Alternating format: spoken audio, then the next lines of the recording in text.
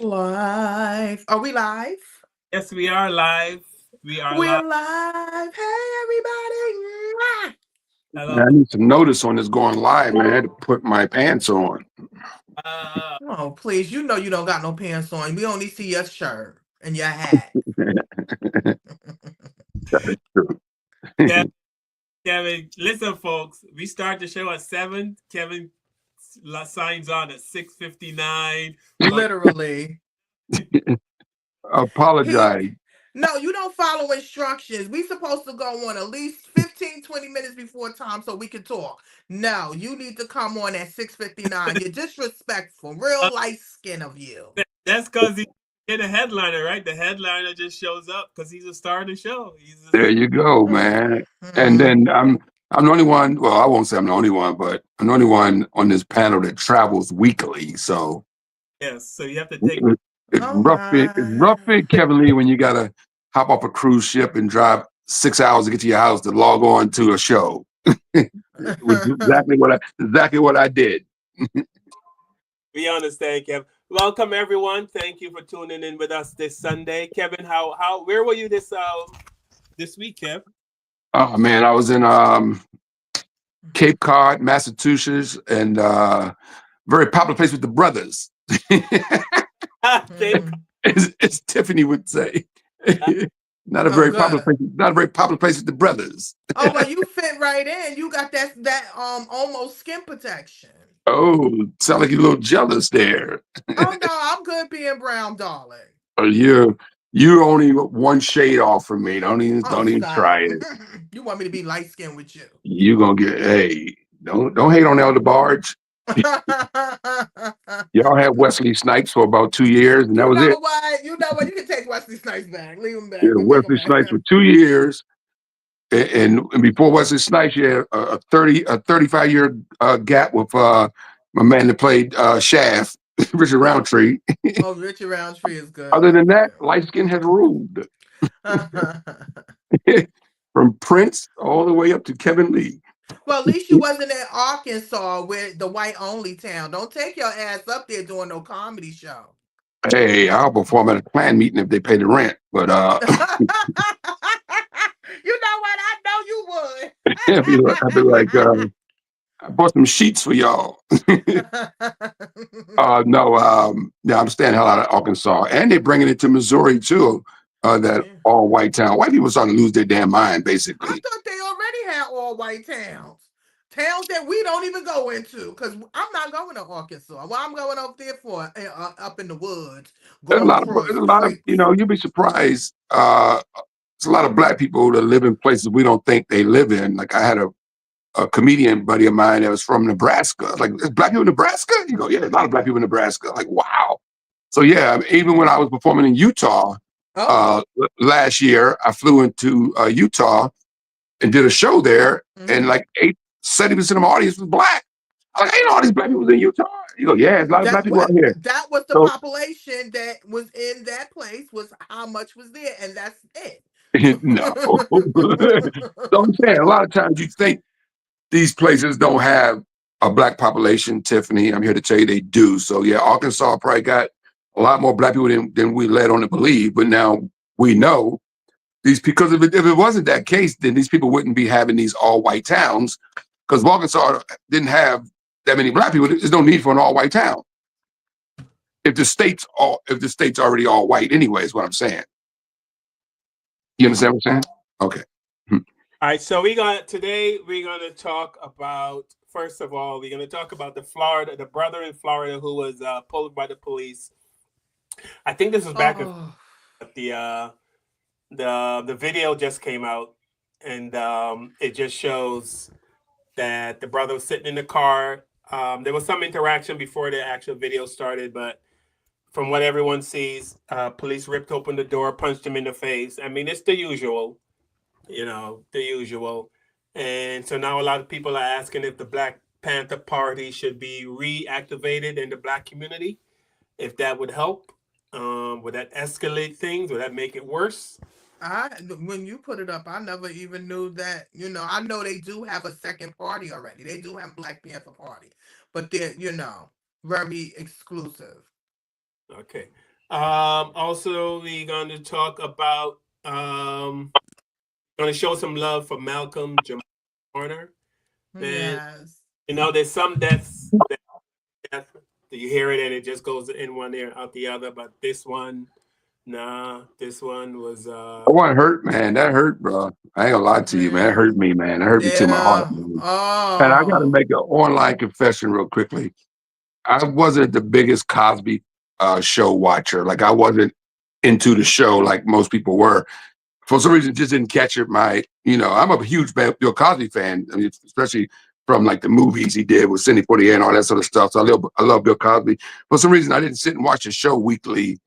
But what I did, I did. but later on in life, when social media got heavy, I started following Jamal Warner on social media. Like I followed his Instagram page, and like a lot of his posts that I see all the time. And he was amazing. He grew up to be an amazing young man, and had an amazing career after the Cosby Show, and was doing so much. So I follow him on social media and seeing his life, what he was doing, and playing jazz music and all the other things he was involved in and stuff like that. So yeah, he was still getting it in, and not on the level of the Cosby Show, but he was still living an amazing, positive life. And he was definitely pro-black, by the way. You look at his Instagram page, he didn't cut corners on looking out for his people. So he was definitely very pro-black, by the way. For people that don't know that about Malcolm Jamal Warner, he's very pro-black. I mean, his father named him after Malcolm X, and then it was the Jamal was a jazz player, I think. Jamal came from a jazz player, a black jazz player. Okay. Also, we're gonna talk about Shannon. I am very curious. I'm gonna ask, what is it? This is gonna Mama Lee, please take a put your phone on mute or whatever it is you watch us on. Just put your phone on mute because I need to know what is it? What is in the white vagina? There's got to be something Well, inside. you need to stop. Have you ever slept with a white woman? No, not yet. Not Not yet. yet. So don't. So Good don't answer. do it. That's it. Don't do it. Uh, Well, I have, and I still manage to marry women of color. So I don't know what that means, Tiff. But let me say this: I don't think it's.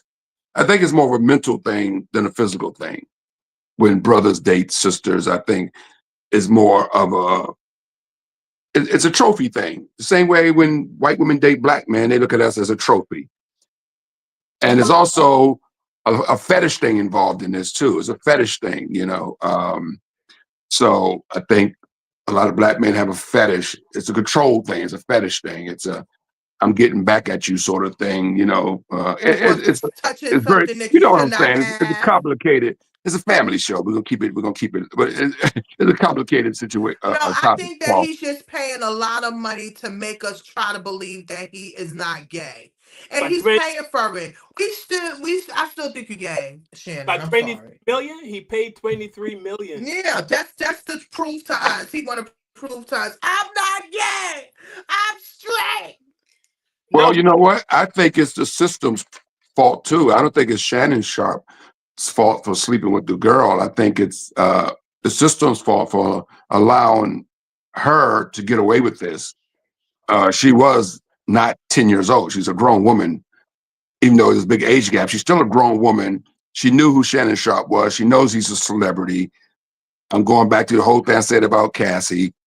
You're not dating the freaking milkman or the UPS driver. You're dating Diddy, a billionaire. You're dating Shannon Sharp, a multi-millionaire. Fix your fix your shit, Tiff. You still hear it? Yeah, sound like you in the waterfall.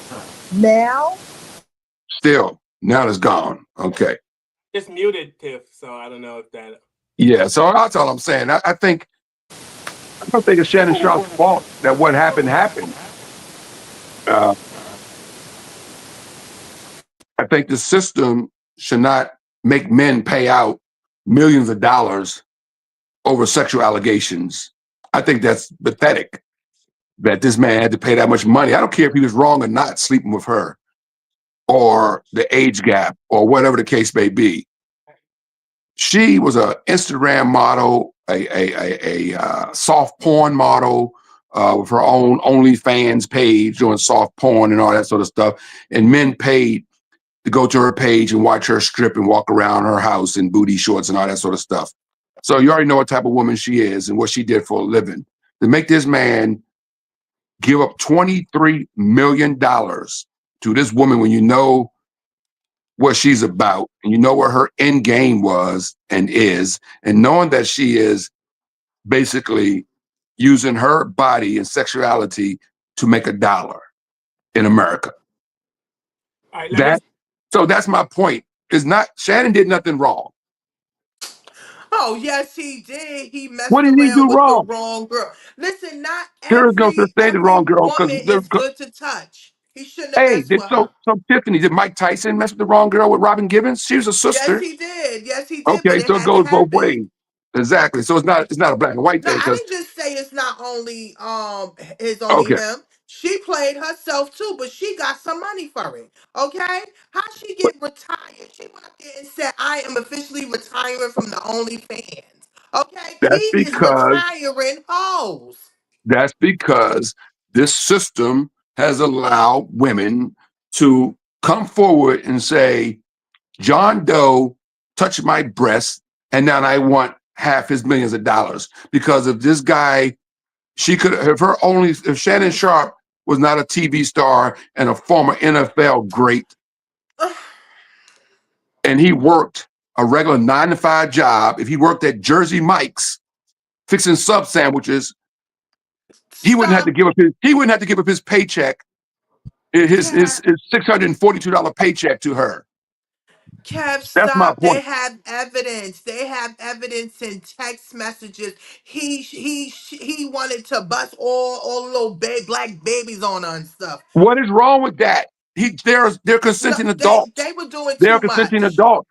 He's an adult and she's an adult. So if he wants to I send her text understand messages that. saying he wants to bust her ass, then he should be able to do that. If You if know, if if you see text messages I sent to my previous girlfriends or to Patricia, it would be the same thing, right? I mean, or your private text messages or calls, text messages to his girlfriends and stuff like that. We all are guilty of dirty talk on cell no, you phones are or 100% whatever the right, case. Right. but remember, Kev, he's a celebrity. You have to be careful on who you mess with, who you talk to, who you have around. That goes back to Shannon, my point, Tiffany, that this is all about unfair treatment to celebrities, and it's all about money grabs. You're right. So this is about Diddy being rich, and this is about Shannon Sharp being rich, and Mike Tyson being rich, and all the men that have gone down under the thumb of a woman because they were rich. They shouldn't well, be what they victims. say. They shouldn't be victims because they're rich. This No, system and should please protect don't them. call them victims. They're not. These men are not victims because they had fun laying down doing what they was doing. There's no ass worth $23 million on the planet. I've had a lot of it. Listen, wait a minute. Well, you don't have $23 million to come out your ass to pay for it. So If I wait a had minute. $23 million, But Tiffany, ain't no woman worth that. Not well, not that give listen. her not to give her the guy made 22. They said he made $22 million in his Hall of Fame career, and he played 20 years in the NFL. So he basically gave up his whole NFL career to some young girl that he had sex with. Well, It, listen. They said that's a man's downfall. Women and money. No, You know. that goes back to the system again. The system is unfair to rich men, and white or black. They're unfair to Messing rich around men. with white women. It's unfair. What's the other guy? What's the guy that had to pay all the money out? The actor with the long hair that had to pay all the money out. Johnny Depp. He had to pay out millions of dollars also to a white woman, and he's white. So Johnny Oh, Carson, if you crazy go white back to woman. Johnny Carson, spent out millions of dollars to his ex-wife. So it's not a black and white issue here. This men been paying rich men have been paying women millions of dollars for decades And you in cannot say divorce it's not a settlements, black and white issue. and stuff like that. So some of the most famous cases in America, rich men paying off their wives at the Listen, end of leave divorce those settlements. white women alone. Enter at your own risk. But here's my issue, and I'm not Shannon Sharp. If he was not Shannon Sharp, $50 million Shannon Sharp, that white girl would not be interested in him. But if Johnny Depp was Johnny Depp, that white girl would probably still be interested in Johnny Depp. I believe these white women are only interested in these rich white men, black men, because they're rich. For no Mm-hmm. And why I said what's in the white vagina? Obviously, I was some sort kidding around, but how can you not know this woman only likes me because I have money? Because Shannon Sharp is not like the most handsome guy. He's not a Billy D. Williams. He's not some Denzel kind of looking guy. He's just a big, unattractive black man with billions of dollars. And the white women go, well, I would let him hump me because I know there's some kind of financial gain for me. So Some of that's true, No, but it is true. it also with that being said, though, status Mm-hmm. even unattractive men can have charisma. Yeah, I have Women met are some attracted. ugly, Women are ugly, attracted. attractive men. Women are attracted to charisma. You yeah, know, I mean, Mm-hmm. we say Denzel's a very handsome guy, and he is, right? But would he be handsome if he's working at the car wash? but Oh, so Nobody you're would pull. saying If once a Denzel was person wiping your got car, if money, Denzel was at the car wash doing like this when you pulled in, so you get your car on the tracks, no woman's gonna look at him and go, "That's a handsome ass dude at the car wash." how you know that? How you know that? I done that, saw some broke men I that was have beautiful. I have to go with Kevin on that. The money kind of puts you over the top when it comes to Yes, looks. that might help you a little, Because but don't Wesley, act we can like say the same thing about Wesley Snipes, right? How many fine ass women he dated? Matter of fact, his wife is beautiful. Would Wesley Snipes have that woman if he wasn't Wesley stop Snipes, the y'all. actor? But I'm saying, here's what I'm saying though, I'm Kevin. not saying he's not attractive. I'm saying because along with that fame comes what makes him famous was his talent and his charisma and his gift of gab. So all of that makes you attractive as a person. I mean, you can see a woman that could be fine as hell, and as soon as she open her mouth, you go, "Oh my God," Oh God, so, she's right? ugly, right? Exactly. So it goes both ways. Mm-hmm. But You know, what I'm saying though, my point is, you should know that if I came into $50 million and all of a sudden all these really hot chicks are hanging around, I know that. I you know, still gonna bang him, Carl? but I Because know, but Carl, you're but not. You're not. At least he's You're not going to turn honest. these women down because you can't go from dating the mom that works at Price Chopper in Connecticut to turning down Beyonce. You know what Not I'm when you saying? got Because women when you throwing got their vagina when you got at you. fifty Here you million go. dollars, Here you go. all the Here you women look like Beyonce. All the women. I'll give you a perfect example. Eric Benet was married to Halle Berry, and he cheated on Halle Berry all the time. And people to this day go, "How the hell you cheat on Halle Berry?" Because Eric Benet got tons of Halle Berrys coming at him. That's And he the got women same coming at thing. him that look better than Halle Berry. You know what Jermaine I'm saying? Dupri said that too. That's why he cheated on Janet Oh, Jackson. He Janet said Jackson. not in his whole world he ever had so many women come for him until he got with Janet Jackson, and he cheated on her. So, Right, listen, exactly. you but got my to point, think Guarantee you before. the girl he cheated on Janet Jackson would probably look better than Janet Jackson. So that's but, my point. but my point is though, I would know that. I would be very aware of it. You supposed to. Will be very aware of it. But Shannon Sharp and some of these other guys seem to think these women love me. Like I've been to strip clubs, Kev. You been to a strip club? I've been to strip clubs. I don't know if Tiffany We ever been. all been to strip clubs, baby. I sit and I watch men at the tables, or on the, and these men, you can tell they believe these women like them. These men literally believe that these women That's genuinely like them. that's And how the women make their money with the right, fantasy, so, darling. right. So I mean, but that just shows that these men are not aware. I don't know if they're not aware of the. I don't know what's going on, but I They're would. aware, they just don't care because they need I think companion. so too. They need companionship, Carl. A lot of these men need somebody to sit and listen to them. They're not some of these guys aren't attractive, so they go to a strip club and they sit there and talk to the exotic dancer and buy her drinks or whatever and tip her because they want that companionship from an attractive woman. Guys, but say they were OnlyFans. OnlyFans are look. I give you somebody, Linnell, for example, comedian Linnell, who is not the most attractive human being on the planet. Forgive me, Linnell, if you're watching our show. I'm just saying, but she also made thousands of dollars on her OnlyFans page, showing her feet off because she has attractive feet, according to her. And men have foot fetishes. She would put nail polish on her feet, and she was making thousands of dollars with foot fetish men on her freaking OnlyFans page. I heard. So it's crazy, I wish I was a good looking woman sometimes. So easy to make money when you're a woman. It's like, just show your men pay you thousands of dollars. That's great. Tiffany, how's your feet looking? I, I mean, I'm gonna say this and then we move on. But I just I just figured you would know. I would know why someone's interested in me. I But would. you also got to remember too, Carl. A lot of these black men don't know the history of interracial relationships and being in Shannon Sharp, relationship with white women. Shannon And what? Sharp thought that a 19-year-old hot ass white girl really truly liked him. Shannon Sharp. Um, Shannon Sharp comes from a very racist upbringing in a very racist town. I think he's raised in Mississippi, somewhere like that, down south, one of them I southern don't even know towns. why he even looked at this So woman. I swear. he knows the history. He's probably been called the N word more than 22 million times. Yeah. You know what I'm saying? So he So to be knows. honest, this is a learning lesson for him. He had to, how do they hit men like him?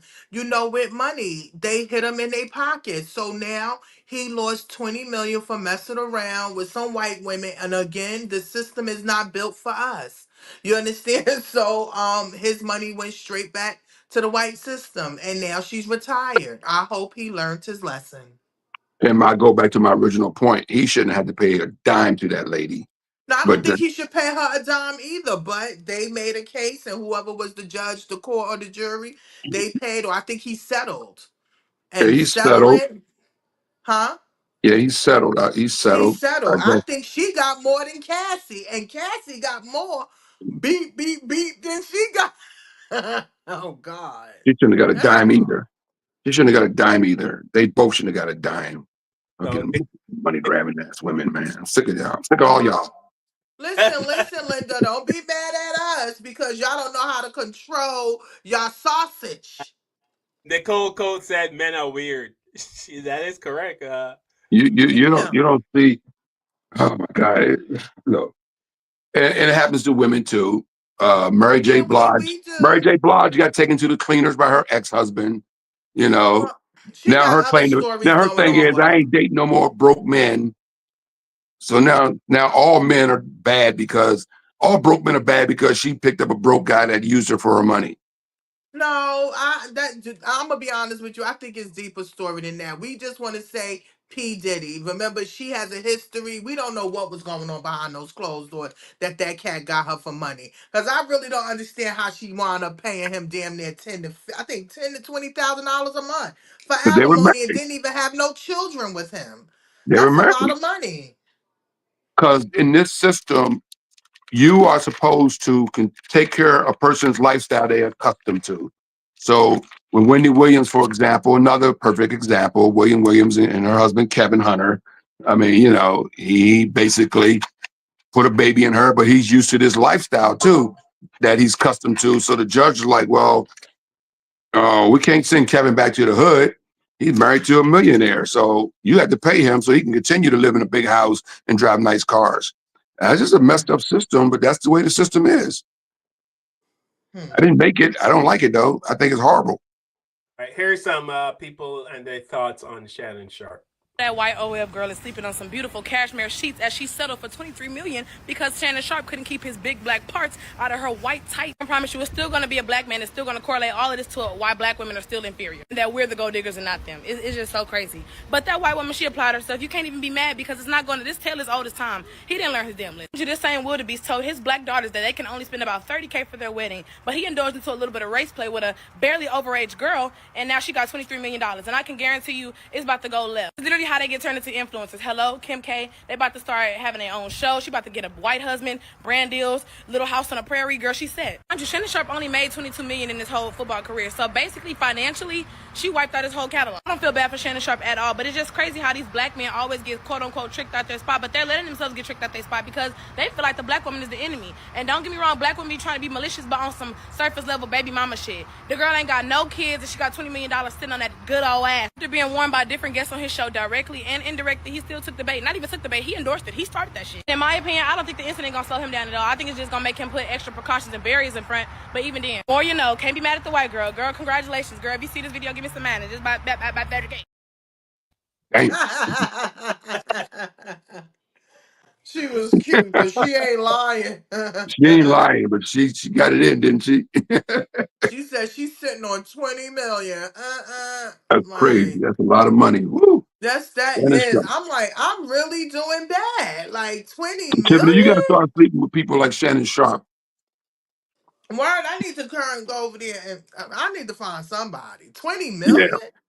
But like she said, I mean, they don't have a baby together. How do they come up with 20? I mean, Michael Jackson had to pay 20 million for that alleged molestation of those kids, which never even happened. exactly. That's because rich people in this country They wanted to go away. are victims, man. They're just victims of this system. Is not right. It's like you're a victim if you're rich. It's You a know part of the game. When you got more money, what Biggie said, more money, more problems. exactly. All right. Well, It's crazy. I'm pissed about this. Hopefully, Shannon Sharp learned his lesson. But like the sister said, maybe he's not going to stop. He's just going to be more cautious next time. He's going to make sure he puts certain things in place. So he's. But I don't know what Planet Safe is, because, like I said, if it's not her, then he ends up with a Robin Givens. Either way, you're screwed, right? Unless you just find true love and get married to somebody. Be a I'm saying there's better good women out here. There are good women out here who just wants to be with a man and have a good life together without. But I'm just saying there are those, women like the one that Shannon fell for, and then there's women like the Robin Givens of the world No, you who her and her 100% mother right. took Mike Tyson to the cleaners. Listen, it's They were all after that about money. who you choose. It's all about who you choose. You have to have a better judge of character and just don't see nobody for face value or just see them for their body or what they can do or their mouths, because that's what y'all think about. Y'all physical. Y'all not thinking about if this chick can solve a problem. Y'all just thinking about how she can bend over. You understand what I'm with Carl Yard. you know what? I'm not Bobby Brown did again. not get Whitney Houston if he wasn't Bobby Brown. If he worked a regular Listen, job, Bobby is the bomb. Whitney do not look at Bobby Brown if he worked at the mall. That's all I'm saying.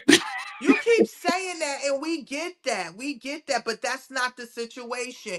They got with these people. They didn't make proper choices. Now they're paying out. They out there behind. And I hope that he learned, and I hope other rich men that have money choose wisely. It's nothing wrong with having fun, but do it in decency and in order.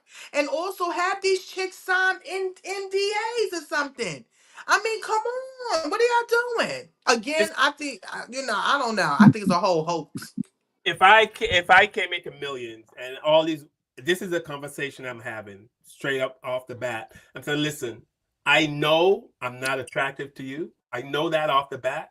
I know you're with me for the money that I have, and I'm with you for the tight little body you have. This is a relationship we're gonna have, okay? So I'm not fooling myself, and I'm not thinking I'm all that. You know what I mean? I'm all that because I got 50 million. That's why I'm all that.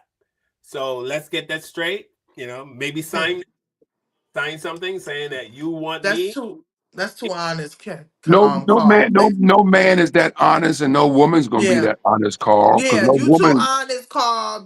yeah, That would be too no man's honest gonna for be them. that honest about him being an unattractive. Because Yeah. you don't know what is attractive. I mean, we don't know what attractive is because there's different strokes for different folks, right? Somebody might find uh, uh, somebody attractive that you don't think is attractive, right? But Kev, let's be honest. What's the supermodel that was married to the singer Seal? Chris. Heidi Klum. Yeah, she married Seal. Who looks like a seal. you know, Yeah, not an attractive man at all. But Seal has money. He has a career, and he also has probably. He might be a very charming guy. He has charisma, right? He has a lot of other things going for him. He might be a monster in the bedroom. We don't know. But you look past those things, you get to know somebody. Obviously, he had 3 kids with this lady, so obviously she liked something about him, right? but I mean, I'm saying if all of a sudden you start getting all this attention from a certain caliber of women, you should know something's up, right? So you No, saying if you you win the power? should, but y'all know y'all men is a little slow. Well, no, I think men who have money want to live like men with money supposed to live. Fancy. Also with many women and all the women falling at you, throwing it at you. Yes, Big that's a reality. Daddy. Yes, thank you. Let's be honest. No movie star, no movie star, no rapper, no R&B singer, no rock star, no NBA player, no NFL player, even baseball player. I travel with Wynton Marsalis, who's a jazz artist, right? And Wynton lives like a rock star on the road. He got groupies. I know jazz people had groupies. This dude got women coming at him like crazy. I shouldn't be putting his business Men out. got groupies, women I'm got just saying, groupies. groupies, and amazing, beautiful women, right? And this guy plays a fucking trumpet for a living. you know, Still he dating the same women that movie stars are dating. So I'm just saying, people love people, especially that's in the entertainment industry, and Shannon's in the entertainment industry. So no, he's not the most attractive human being on the planet, but women are attracted to guys like that. And then he got money. He got caught up with this girl. He should have got caught up with this girl. You're right. He should have been a little bit smarter than that. He got Thank you. I don't played know like why a you be ballad. arguing with me. Well, I'm arguing with you because it's not right that he had to pay the money. I don't care if he did get caught up. Yes, he got caught up with a professional hoe, but the judge she knows he's a professional hoe and Professional she's a young professional hoe. hoe. The judge knows this woman, what this woman's about, and he still made this guy pay. Well, And that's a that's what part of the bothers me. game of being a black man. You paying for this. Yeah, he should have paid $23 million for having sex with an adult, a suspended adult. It's like he's having a temper Because he had to pay $23 tantrum. million of his money to a woman that had that he didn't rape her. She wanted to have sex with him. Yes, he did. Where's It the was all in crime? the corner. Where's the crime at? He had to that dude. First of all, Shannon Sharp need to hire. We need to dig Johnny Cochran up because these lawyers today are out of their damn mind and that let this woman get away with 23 years. As much money as Shannon Sharp got, he should have the best lawyers money could buy. There's no way this woman gets $23 million I'm off of telling me. you, he did this so we won't think he is Flay. Well, obviously it didn't work because you still believe he's gay. Hmm. He just paid money to make us stay off his back for a Yeah. little while. Talk about something else. Oh, he's being sued. But he needs to come out of the closet because it's cheaper. Word is word. All right. Yo, you It's not cheaper to say, lying. hey, I like men.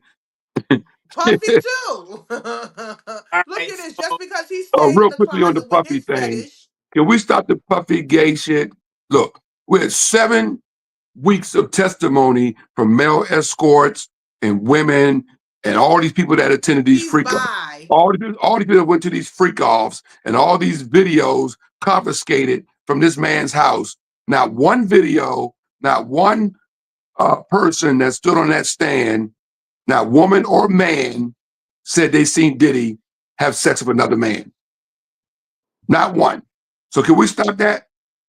Who I said don't know what you're If Diddy talking was about. gay, there would be videos of him sleep with men at these freak offs, and women would come forward and go, But "Yeah, he's very smart. He's not there's gonna have y'all have no videotape of him. He was in the corner behind the curtain looking like this. What you talking about? He was I'm just not saying, there's no he videos. Diddy never knew that these videos would come public of his freak offs. He never knew that he would get his house raided and his safe with all his videos would be opened up by the FBI special team and all he's this stuff would another come public. special He needs never knew any one. of this stuff was going to come public, so he would never have hit it anyway.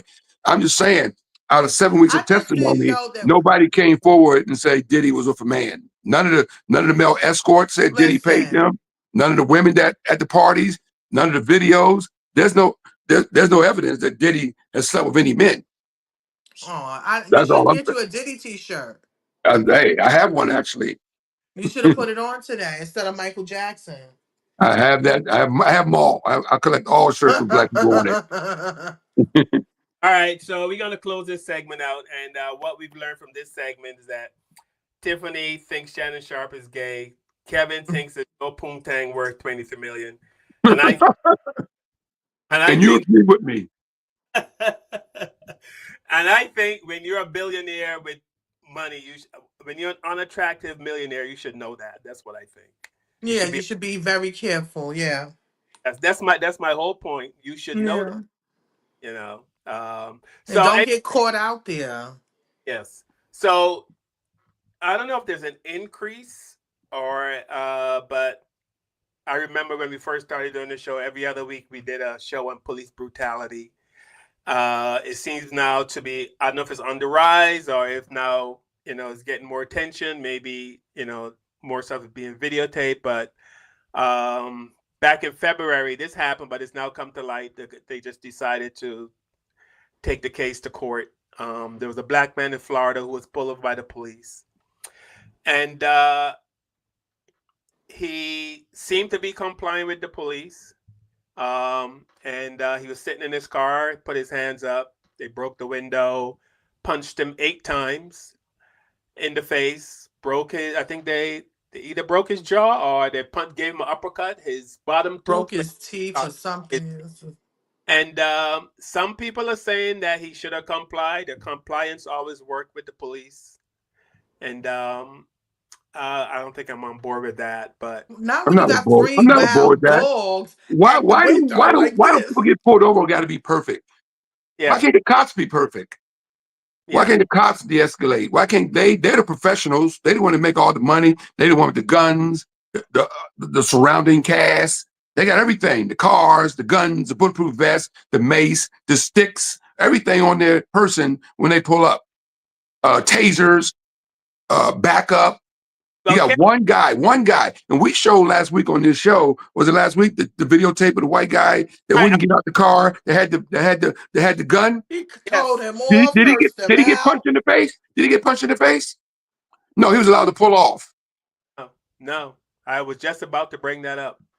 All right, so here we go. A black man who was dragged from his car and punched by officers says he is still recovering from the February incident. Can you call your supervisor? All right, go for it. 22-year-old William McNeil's recording of the encounter shows him asking why he was pulled over before police break his window, punch him, and pull him from the vehicle.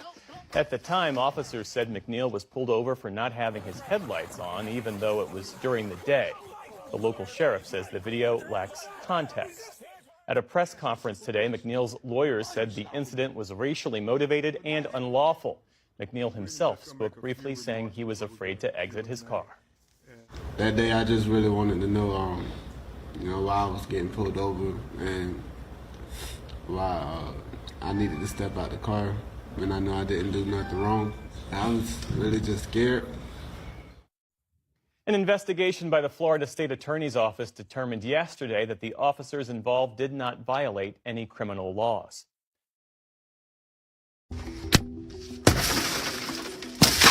Exit the vehicle now. Exit the vehicle. Show me your hands. Here.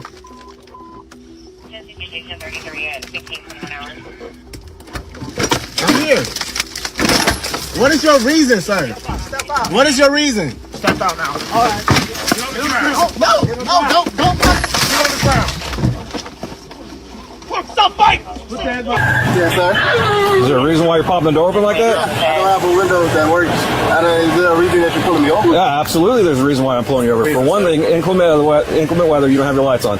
Two things, you're not wearing your seatbelt. It's daylight. I don't need the lights. And it's not weather. It's not raining. Oh, this is inclement. It's not raining. Okay, I'm not arguing with you. I'm telling you why I'm pulling you over. Give me your driver's license, registration, proof of insurance. No, call your supervisor. Why? Excuse me? Call your supervisor. Why did you pull me over? 37, 35. I'm cooperative dog driver. I've already told you. Why did you pull me over? Step out of the vehicle. No. Step out of the vehicle.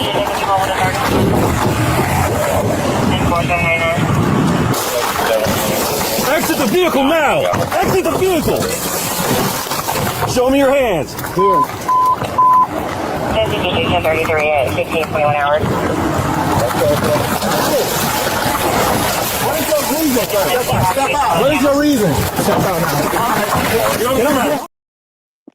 As a black man, I am not fighting for my life at a traffic stop. If a police pull me over, it's yes sir, no sir. Even if they are dead wrong, it's not raining, it's not storming, it's not dark outside, and you're pulling me over saying that my headlights need to be on, I do apologize, sir. I did not know my headlights need to be on for this weather. I do apologize about it. Boom, he goes about his life, or he gives me a ticket. If he gives me a ticket, we're taking it to court. I don't sit and argue with a police officer at a stoplight. That's not the time for me to argue my case. I'll handle that in court with the judge, with lawyers present. I am not about to risk my life going back and forth with a cop. If you get a good cop, then yeah, you may have a chance to go back and forth and leave safely without getting beat, assaulted, or killed. But if you get to going back and forth with the wrong police officer, bruh, it may not end well for you. Regardless if they're wrong or not, it's just not safe. When you get pulled over, that's the time you put your pride to the side. You stand up for yourself and stand your ground and all that good stuff in the court of law when you're in front of a judge with lawyers present. You know, I just don't get it. It's 2025 and we are still trying to fight law enforcement. If you think that you're going to resist arrest, you got another thing coming. And you can't be mad at the consequences. Jacksonville, Florida Sheriff's Office had every right to pull that young man out of that car. He was given multiple verbal commands to step out of the car and not resist arrest, and he failed to comply. Luckily, the young man did not lose his life. We have to learn to stop resisting arrest. We all know what happens when you resist. So why do we continuously repeat the cycle of being non-compliant? In this situation, William appeared to be hostile and aggressive. And you can't be mad when people use those specific terms, because that indeed is what it was. If he didn't agree with the pullover, he could have simply took his citations if that's what it was going to be, or he could have went into custody and fought his battle in court. Instead, he wanted to prove a point. And now look, we have a situation that occurred that could have been avoided. And again, people are condoning bad behavior. If you all don't see a problem with this situation in terms of this young man being in the wrong, then you as well have a problem. We do not resist arrest. We know what the outcome is going to be. So don't be mad at law enforcement for doing their job. Be mad at the individual for escalating a situation that could have been avoided. Can't help but wonder about the black police officer that helped them white boys beat the shit out that young black boy in Jacksonville. Like, are you suffering yet? I know your mama disappointed in you. I know she is. Or do you come from a lineage of bitch niggas? Like, do you still get to go to the family reunions? You still kinfolk? Who is your people? That's what I want to know. Is they fucking with you? Has you sleeping? I hope you don't never get another piece of pussy in your life. I hope everywhere you go, you don't get no fucking respect. I hope your bitch cheat on you. I hope your kids hate you. I hope you get fucking fired. And I hope in your next life you come back as a motherfucking roach. Now, you know, I don't think that's for the boy. That's for the sheriff that came out afterwards and said something of the sort of the cops had all their rights to do what they do. And huh? There were 2 black police on that scene. I think she's talking. Mm-hmm. Oh, Yeah. those are the police. Because you know it was a deputy that came out, also a black man that came out and spoke out about it and said that the cops had every right and everybody was going on him, calling him a coon and all of that stuff like that. I'm gonna be honest, I have to agree with the other lady, the second lady.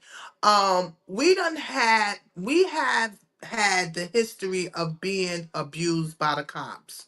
It is 2025 now. Again, y'all know I have lost my brother due to police brutality.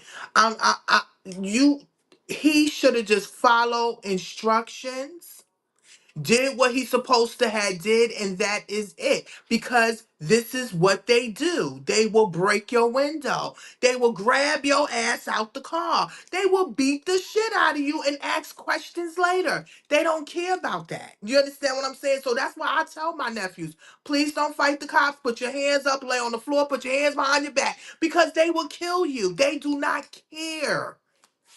Yeah, they want you to resist so they can kill you, so they can find a reason. Yes. This week I think was the anniversary of Philando Castile. His girlfriend had I don't know if it's a press conference, but she was I don't know if they're still having, she's still asking for justice, I guess. I haven't heard from her in a long time, so I figured that she must have got paid off, or she had to sign an MDA to not to talk. Cause we haven't heard from her since that case and everything. And what they did to him was very wrong.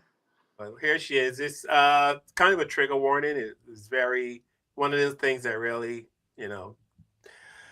gets emotional because she's very emotional. We understand why. I'm the woman who recorded the video.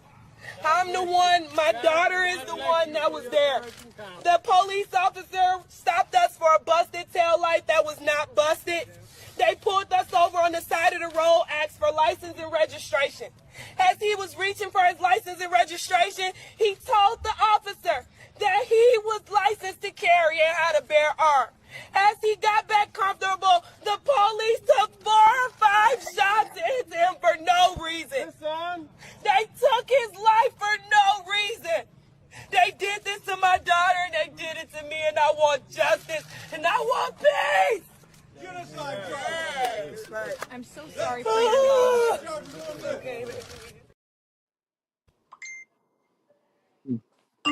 Yeah, so I don't know we don't know how long ago was this. I know they said this is the anniversary, so I don't know if this happened right after he died, because it looked like about her hairstyle.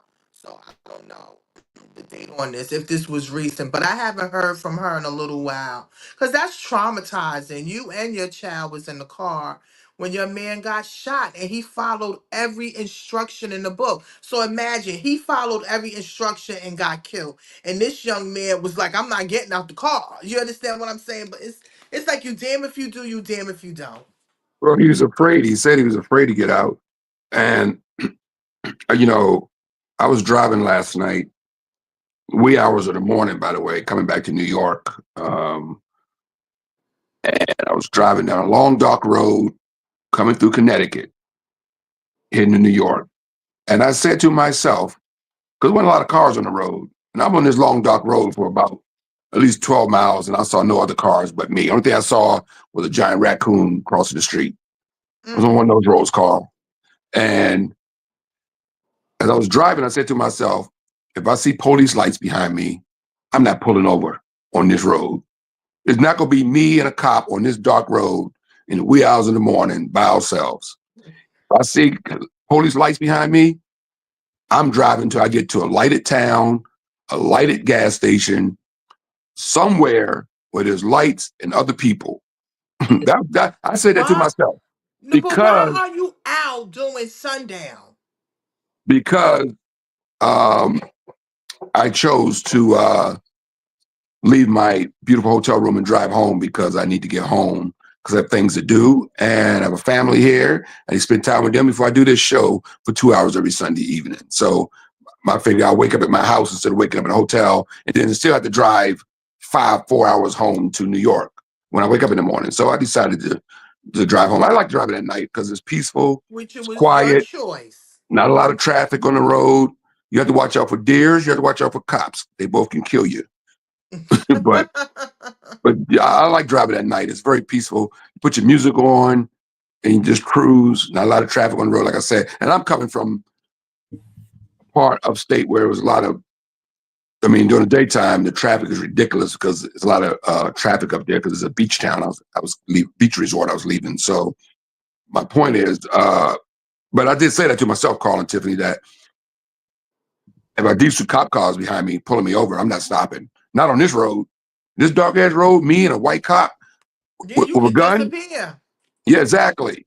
Once you start talking, they be like, that's a nigga. Yeah, exactly. You get pulled over, you don't know if the cop is dirty. You don't know nothing. You don't even know if it's a real cop these days. You know? So I like I'll stop when I get somewhere where I feel safe. Matter of fact, I had it all planned out in my head. I said, I'll just Google police station near me on my Google, and I'll drive to a police station and That don't stop make there. no sense that you had to even think about that. That's my point, Tim. The fact that I even had to have this conversation with myself, my internal self, at 5 a.m. in the morning while I'm driving down this dark road. You're right. I shouldn't even have to think like that, but that's the America that we live in. And yeah, and he as a young man or any man that drives a car, they should not feel afraid, especially if you Right. know you are not doing anything. Right, You right. You know, you shouldn't be should afraid. not feel afraid as But we are soon as you are get in the afraid, Tiffany. car or you go somewhere, you look somewhere, you in the wrong area. You know, it's just anxiety. I think we just Hey, it's a Carl, lot when of you get in the car, anxiety. Carl, when you get in the car, do you deal with that? Do you deal with that anxiety when you're in the car driving, especially late at night by yourself somewhere? I mean, you know, I deal with it all the time because I'm a long distance driver. I travel because of my career. I spend a lot of time in my car traveling, you know. So yeah, I deal with Yes, this anxiety all the time. I was on my street, and the cops put the lights on. I was about a half a mile from my house, and the cops put the lights on, and I drove that half a mile slowly to my house. I didn't stop, and I pulled up to my house. You know why? Because I got cameras on my house. Right. Smart man, yeah. Now, at least I got it recorded. You know what I mean? Of course, he asked, why didn't you stop? I go, well, I felt safer at my house because I got cameras. And he didn't say nothing. You know what I mean? He understood. But within like 2 minutes, there were like 3 other police cars in my driveway. Like, and I go, is this necessary? You know what I mean? Yeah, and they didn't even care if you was Caribbean. They like, what is this black man doing? I go, is this all that's necessary? He go, well, you know, it's just it's just the norm. We just have other squad cars show up just in case. I'm like, okay. You know what I mean? So, you know, he said it was going a little fast down the street. I'm like, okay. I mean, I didn't you know how fast it was going, but it wasn't fast enough where, you know, I thought I should have been pulled over, but I'm sure he thought, you know, I know why white police pull black men over, because they're thinking these people are so much into crime. The odds are in our favor that we can catch one of them. We can catch one of these guys. That's what they're thinking. One of these guys got to be a criminal. No. Yeah, if you pull over enough black guys, what you're saying is one of them going to have a warrant on them, Carl. That's how they think, right? That's their mentality. You're right. No, Carl, they pull us over because this is a byproduct of white supremacy. You have to understand how America works. White supremacy is at the root of everything that is happening. These cops have also been emboldened since Trump has been elected. Now, if you go back and you look at the FBI stats, around 2006, the FBI said that white supremacist and white nationalist groups have infiltrated all policing, military, and they have infiltrated themselves into our school boards and politics. They have traded in their combat boots, their skinhead ways. They are the off-right.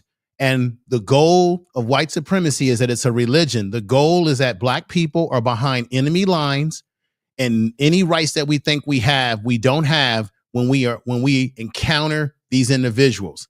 These police officers, you're right, they think of us as animals. They think of us as criminals. but you don't even have to be a criminal, because there's been tons of examples of black people who were in suits, who were respectable in their behavior, respectability politics, and they still got treated like crap.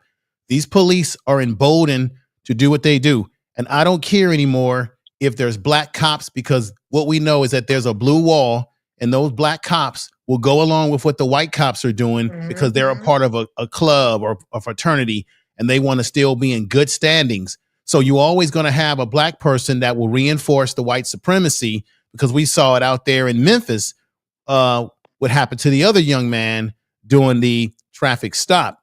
I would say this, because you played a video of a brother who I kind of agree with him. We have to take inventory as black people. You're not going to win these police have a gun, they have spray, they have a billy club, and they have a legal system behind them. You're not going to win with them out in the streets. You're going to win with them in the court of law. So everything that they did to that young man, when he's to go to court, or if he had stepped out, did whatever he had to do, when he went to court, he would have been able to say, hey, it wasn't raining that day. It wasn't A, B, and C. I'd rather win in court than try to take on a man who has a weapon. We cannot win. We will never win when they've got the weapon, they've got the force, they got the numbers out there. It's just not a win. Now, I agree with Brother Kev that I've been stopped by police before, like maybe a speeding ticket or something. Right. And if it's dark at night, I've had people that I know that are in law enforcement, and they said, always drive yourself, if you're concerned, to a lighted area. Drive to a gas station. Go somewhere where there's light, where there's people, so that if the police treat you wrong, you have the possibility of witnesses. Okay. And even if you drive your car somewhere like that and the cop gets an attitude about you continuing to drive, I'd rather take my chances on people seeing what the police is doing to me than being in some dark road where there's no witnesses. Now the cop can do anything to you. He can lie, and you don't have anybody there that can witness what has taken place. I think it's a shame what happened to the young man. They busting his glass. And this is what's going to happen. Remember, under Donald Trump, he has already got rid of reconciliation. He's already gotten rid of the, what's that, Kev? The, I know exactly what to say. I just finished talking about that. The consent decrees. Yes. Because there are police departments that are under investigation that the DOJ has been watching. Well, Trump got rid of that. We know that he talked about giving them immunity. So the DOJ is not going to do anything to help this young man. And the fact that the police said that they didn't see any wrongdoing, and if he was to push this to the DOJ, they're not going to get justice. Under Donald Trump, we're going to see more of these situations where nobody gets any justice. And we weren't even getting justice half the time under Biden as well. I got to be honest. The DOJ has not been our friend in general. Look at what they did with the Emmett Till situation. That woman lived her life, passed away, never was brought to justice, even though there's inconsistencies in the record of her saying that she sort of viewed the fire of what happened to Emmett Till. So right now, as black people, we're going to have to really buckle down, because Donald Trump's administration is doing everything they can to let police get away with what they did to that young man. And it's a shame. I land my plane there. Emmett Till's birthday is today, if I'm correct. Is that right? He would have been 84 years old if he was living. Yeah. Mm-hmm. Yeah. Emmett Till would have been 84 this week if he was still, I think his birthday was this week or today or this week. Yeah. He'd been 84 years old if he was still alive today, this week. Yeah. Emmett Till. Yeah. So do we think because one of the topics for the show is people are saying we should bring back the Black Panther Party and fight violence with violence. If they're going to be violent toward us, we show them we can fight violence with violence, or at least show some kind of protection for black people, and that might help them, or cause the police not to, Well, what's the case with the father that ran the cop over when they killed his son a couple of months ago, and he took his car and ran a cop over? Not the cop that shot his son, but just one of the guys on the force.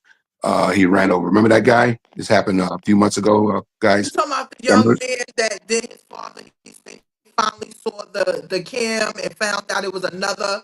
It wasn't even a police. It was an undercover cop that shot him in his back. You talking about that one? Yeah, I'm not. Yeah, the brother that. Yeah, he got in his car and he ran a cop over and Yeah, I killed him because they haven't killed heard his son. anything. They probably waiting for the next court date or something like that, but I Okay. haven't heard.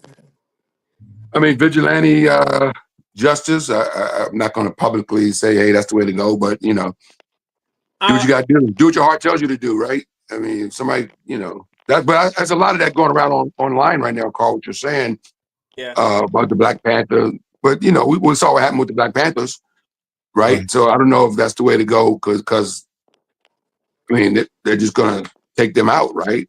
If you get another Black Panther style group, they're going to criminalize them, and you're going to get the same thing that happened to Carmichael and all those guys. They were shot in their bed and killed and jailed and Right. made out to They be they criminals. they are out there. I have been to a Black Panther party. They are out there. They have new leaders. Matter of fact, I'm trying to remember the leader actually was taken up for one of these cases that just happened not too long ago. I'll find it out. But they are going, they still do their thing, but they do their thing where they're lawyers and they deal with that. They like grassroots, like they're in the, they're not really out there because again, once you go out there, what they're gonna start targeting you.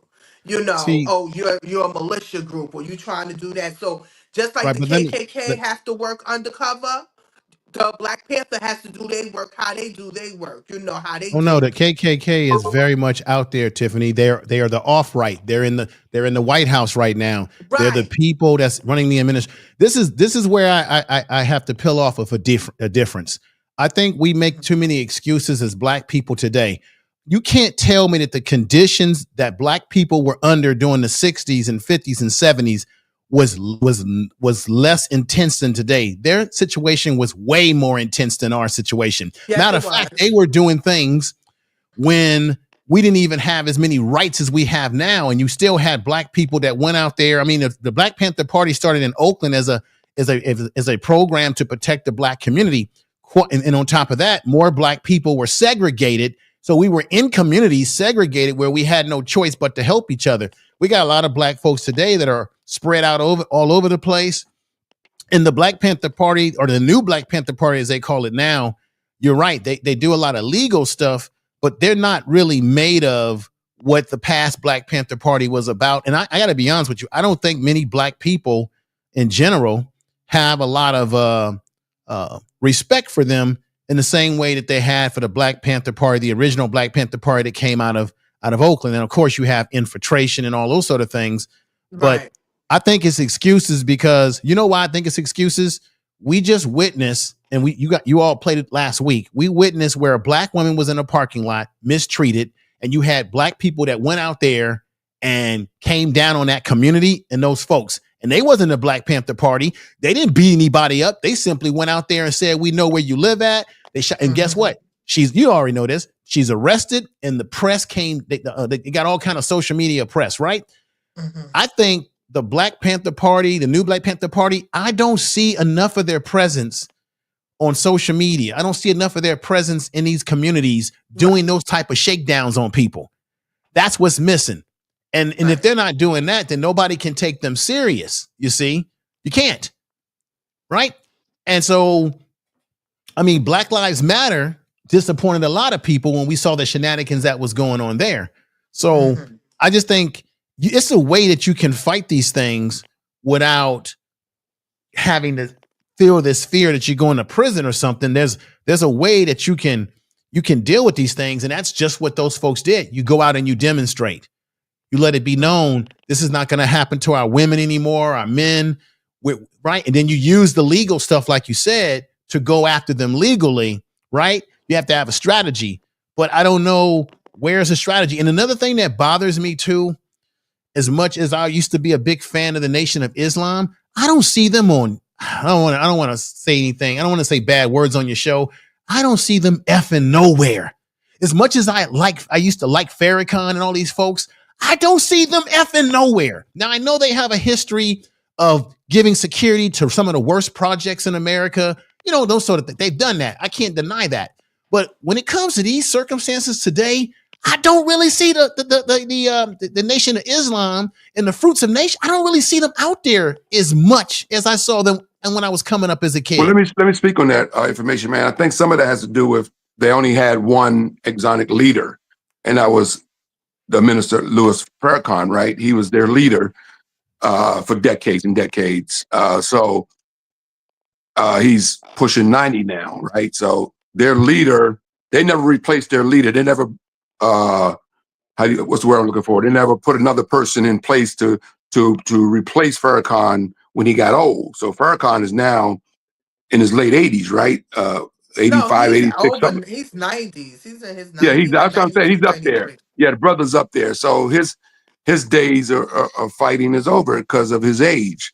But what the nation never did was put a replacement, somebody to take Farrakhan's place when he got to this age where he can no longer be the voice or physically be out there like he was when we were coming up, like you said. Right. So they never put nobody else to say, okay, Mr. Farrakhan one day going to be 85, 90 years old. He can't no longer lead this group with the power that he's led this group with for decades. We need to replace him with somebody. They never put nobody in place. Now, there was a brother that was getting a lot of traction at one point, and he kind of disappeared. You know what I'm talking about? Brother Islam, what's his name? Riza Islam. Yeah, he was getting hot for a minute.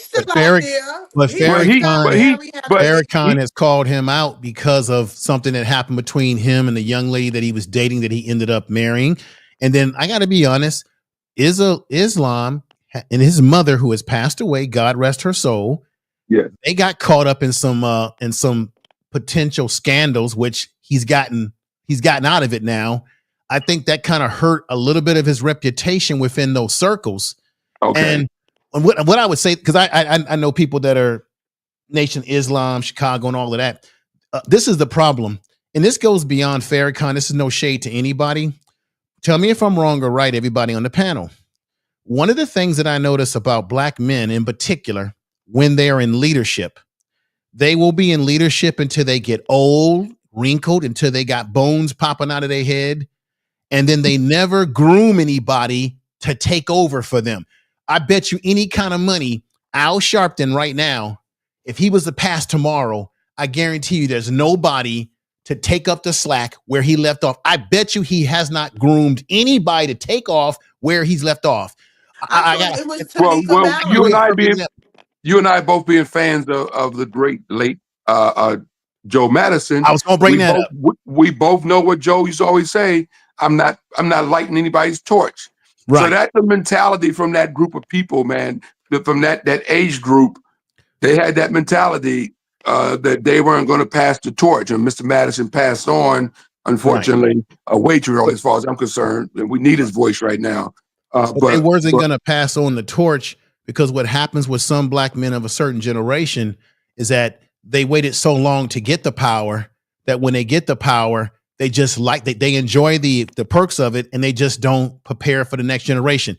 This is not a Black American thing. You can see this in Africa, the Caribbean, where you got leaders over there that's been in power forever and have not let a young buck or someone like that step up. I think this is a problem that we have because we've been so used to not having power that when we get it, we don't want to give it up. But same thing about white politicians too, right? I mean, our presidents. I think JFK and then Barack Obama probably were the youngest guys to be presidents, if I'm correct on that. I think all the other presidents are old white men, right? So I think Biden and Trump shouldn't have been able to run for president. I think there should be some sort of law legislation that when you age restriction, so these guys can't be this old and be president. Nobody in their 70s and 80s should be president. Right. Now, I think also, I know the reason our forefathers didn't make that law, put that into the law books on the age thing, because back in those days, none of them cats lived to be past 50 anyway. Men didn't live long back in 1800s. They all died at 55, 54. If you lived to be 60 years old back in 1800s, that was a miracle. You know, Right. so that's one of the reasons they never even thought that 200 years from now people would live to be in their 80s. That wasn't in their mentality. Being You're right president. about that. You're right about that. Yeah. But I just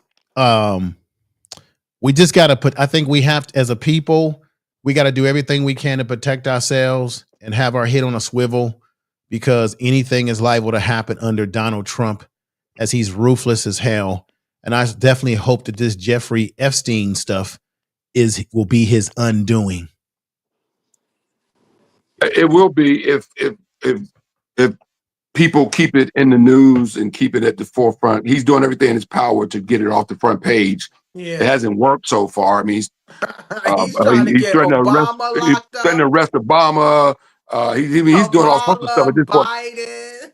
I mean, he's He going gonna at, lock and them now all up. he went at the Kamala Harris today. He put a tweet out that he's going to have her arrested today. So he's Yeah. doing everything. He's deflecting.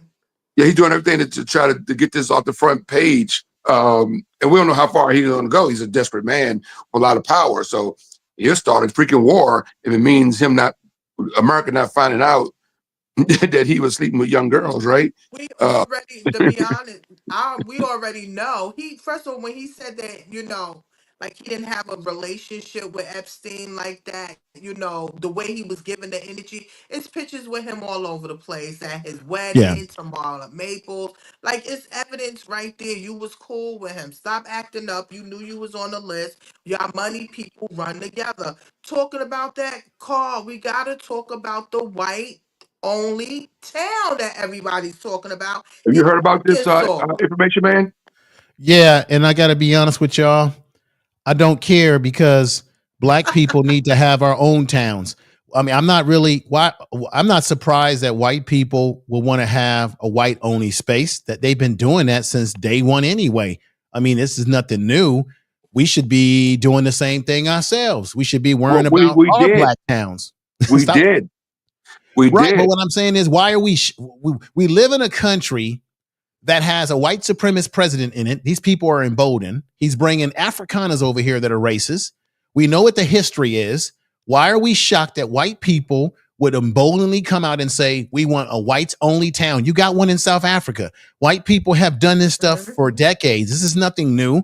What we need to be focusing on as black people is making our own towns and getting land. I think a couple of years ago, what was it, 5-6 years ago, there was a black woman who brought land out there in Georgia. Yeah, and she wanted to make a settlement for black people. Though. And black people did buy land out there. Now, I don't know what came of it, but what I'm saying is we should be doing the same thing. Mm-hmm. And we need to stop promoting it. We need to stop. I'm going to be honest. You do not hear the Asians or the Jewish community or any Spanish community telling you when they buying up the block.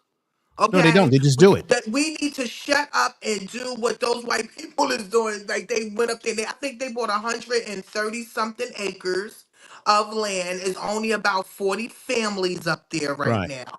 That's up there. They're trying to recruit people, which is only white. They want to be able to pick their own neighbors. Right. They want to be able to pick everything. They just don't. And I'm thinking they already had enough only white towns. And it's so Well, deep you in the had redlining, where y'all saw the movie Raising in the Sun. You had redlining, where when black people tried to move in a neighborhood that was mainly white, they would be discouraged, and they would be the realtors would be told, don't show them these houses over here, show them the houses over there.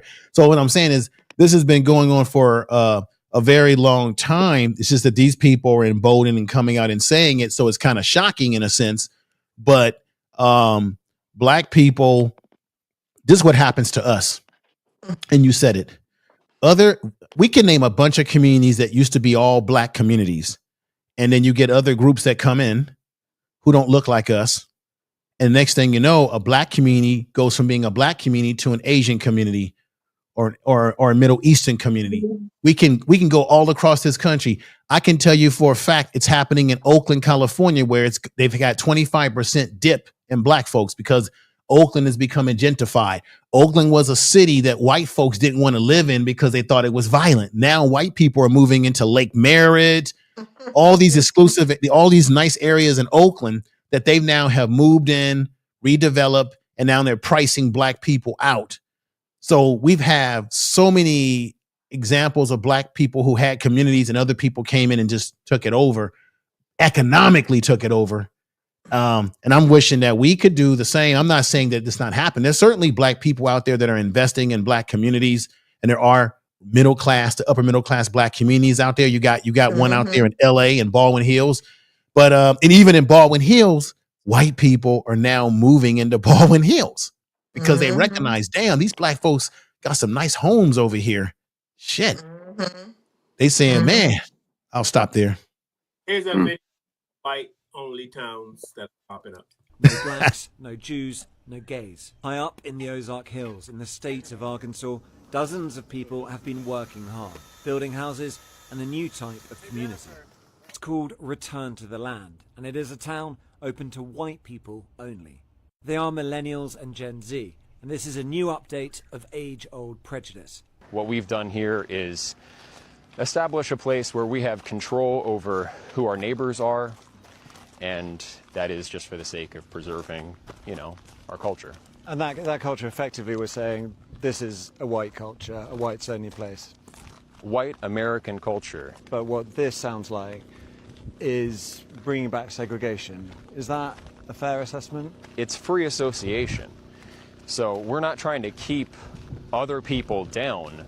This is a small settlement in the middle of the Ozarks. But they are being kept out, even if... Well, I mean, you don't let everyone into your home. Around 40 people live here. Hundreds more from across the world have paid to be members. And while the men do the physical labour, the women take care of the children who live here full time.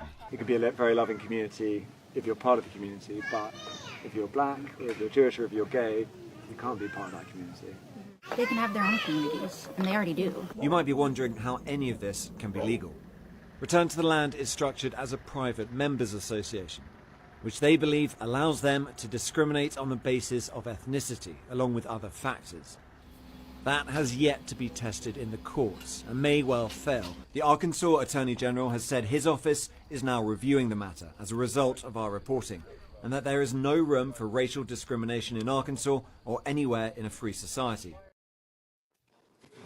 Let me say I agree with it, but let them build their white towns. I'm happy that they're building their white towns. Build it. But the town that they came from is almost 85 to 90% white already. What, they wanted white? Yes, they don't want to be around nobody that look like us, Tiff. They made that very what clear. they want to do is they want to control. I think what they're really doing by having a white only town, I mean, it's already said it. They don't want Jewish people there, black people, or people that's gay. So I think they want to control the narrative, right? They want to control who's in that community. They want to create like their own little enclave of people who believe like them. And like they said, there's plenty people signing up to be there. Let them go segregate themselves. You know why? Because if that's one less racist white person that I got to deal with that's living near me, and I feel like, hey, they doing me a favor. You're getting away from me. Yeah, I don't have a problem with it either. I'm like, go where you're at. Because I'm not going to Arkansas anywhere. I'm not going to Omaha, Idaho, Nebraska. I'm not going to none of those things. So I'm not worrying about it. They can stay right over there anyway. And I wouldn't want to be But around it's a going to whole bunch of grow, white people Tiffany. anyway. But it's going to grow is what I think. If he's allowed to do this, and then it's because they're already going to start one in Missouri. So basically, this is going to pop up everywhere. So now you're going to have white towns, all white towns all over America, even in places in New York, in Connecticut, and in New Jersey. So it's going to end up in even places where right now it's in Arkansas, but then it comes in your backyard also, and then that's where it probably becomes a problem because now it's in your backyard. So now what you do when you have to drive around instead of going through some certain town that you normally would go through to get to A to B, you know what I'm saying? So it could be a problem when it starts popping up, and it's just another cult thing, you know. You can't discriminate in America. You can't discriminate. Really? So that's what they look. You saw me, right? You cannot discriminate. So they might have a problem if somebody complains to the law or something. They might have an issue. But if they do have an issue, if they don't have an issue, if when we build our towns and do our thing. Nobody better say nothing to us because you got that white only town up there in Nebraska. Right. But see, let me just say this. Like I said, this is already happening. We actually in the year 2025 have sundown towns. There are areas in America that if you don't get out of there, you're gonna be in a lot of trouble because the white All them folks don't places want you can there. be going. They only gonna tolerate you for so many hours in their community. So we have this stuff. Now, one of the folk, Carter said in the chat room that you have the Amish. Yeah, you do have the Amish, and you do have like people that are Mormon in Utah that kind of have their own little compounds where they live together, and they're all white, of course, but they don't. The difference with Amish, and they may be racist, who knows, but they don't go out of their way to say this is only for white people. They just say, hey, we're Amish people, and they just buy land and they build their communities. They don't go out of their way to say we don't want we don't want this, even if they probably feel that way. The issue with these people is that they're advertising their discrimination. These Yes, other groups don't really come out and say that. They really because it's don't. more of a They religious feel thing with that the way. Amish people. And I live in New York, so and I'm only probably an hour from me, up near the Catskills area, there's all these Jewish compounds where Mhm. if you drive up there, you see all the men and women. They got on the I forgot what they call the big black hats, and then they got Mhm. the long. They Hasidic Jews. Yeah. They got their compounds up there too, and they're up there by the hundreds. There's schools and I actually performed on one of those things before, and they tell you that you can't touch the women when you get on the thing. They go, you can don't touch the women. You Don't know, touch the women. yeah, don't touch the women. Like they Yeah, they don't want you touching they don't women. want you shaking their hand. I ain't talking about like in a sexual way. You can't even shake their hand. Because I'm on stage. I mess with. I'm a crowd work comic, so I mess with a lot of people on stage. They don't want you touching a woman's hand or nothing. Like, don't even, Don't even go. yeah. They give you all these rules before you go on the compound to do your show. But I've done a couple of shows on these things. Surprisingly enough, I saw one lady outside smoking a cigarette and cursing, but they're supposed to be so religious, right? But yeah, no. So I get. Those No, will so I'm be saying the they ones. have these compounds, and they got their own schools and. Right. And they bring their kids up in their religion, their school, and their system, but they're not saying. It's saying, like you said, information. They're coming at it from a religious point of view, not a racist point of view. Right. Like Let me say this too.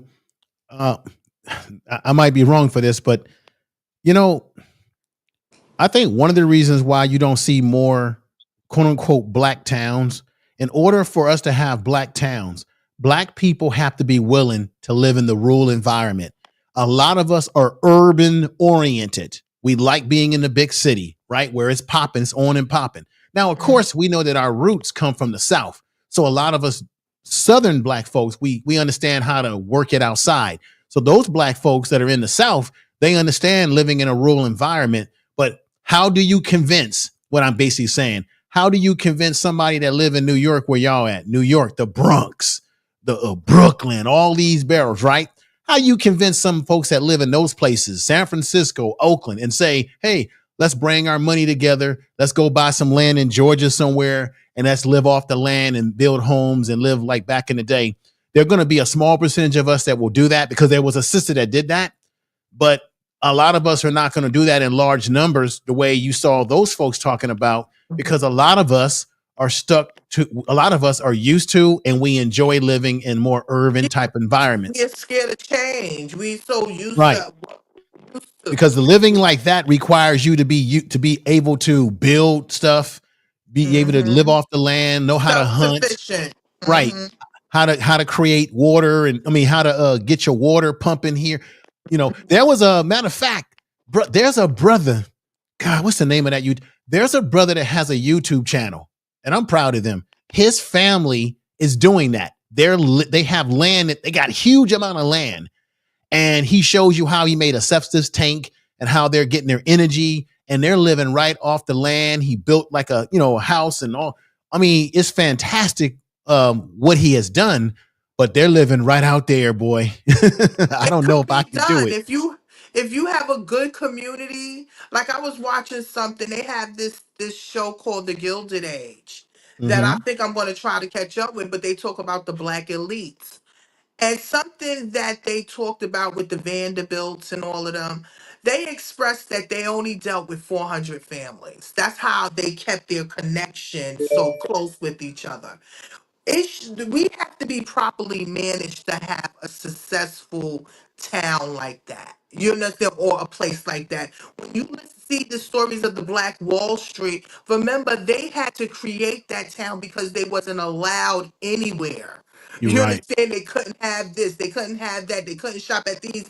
They could work there at their places and be their maids and stuff, but they did not want you living next to them or close to them. So that was what pushed us to have that beautiful town and was very successful, and they were jealous of it and they tore it down. So that's our thing. We can do something and do something very successful and work together with each other, but that will be our only thing. We know that we're going to be successful with it, and we don't want nobody to come and try to take it down or to take it away from us. So it's just like you damn if you do, you damn if you don't. But that, like you said, with the white only town, they can stay over there because I'm really not coming over there.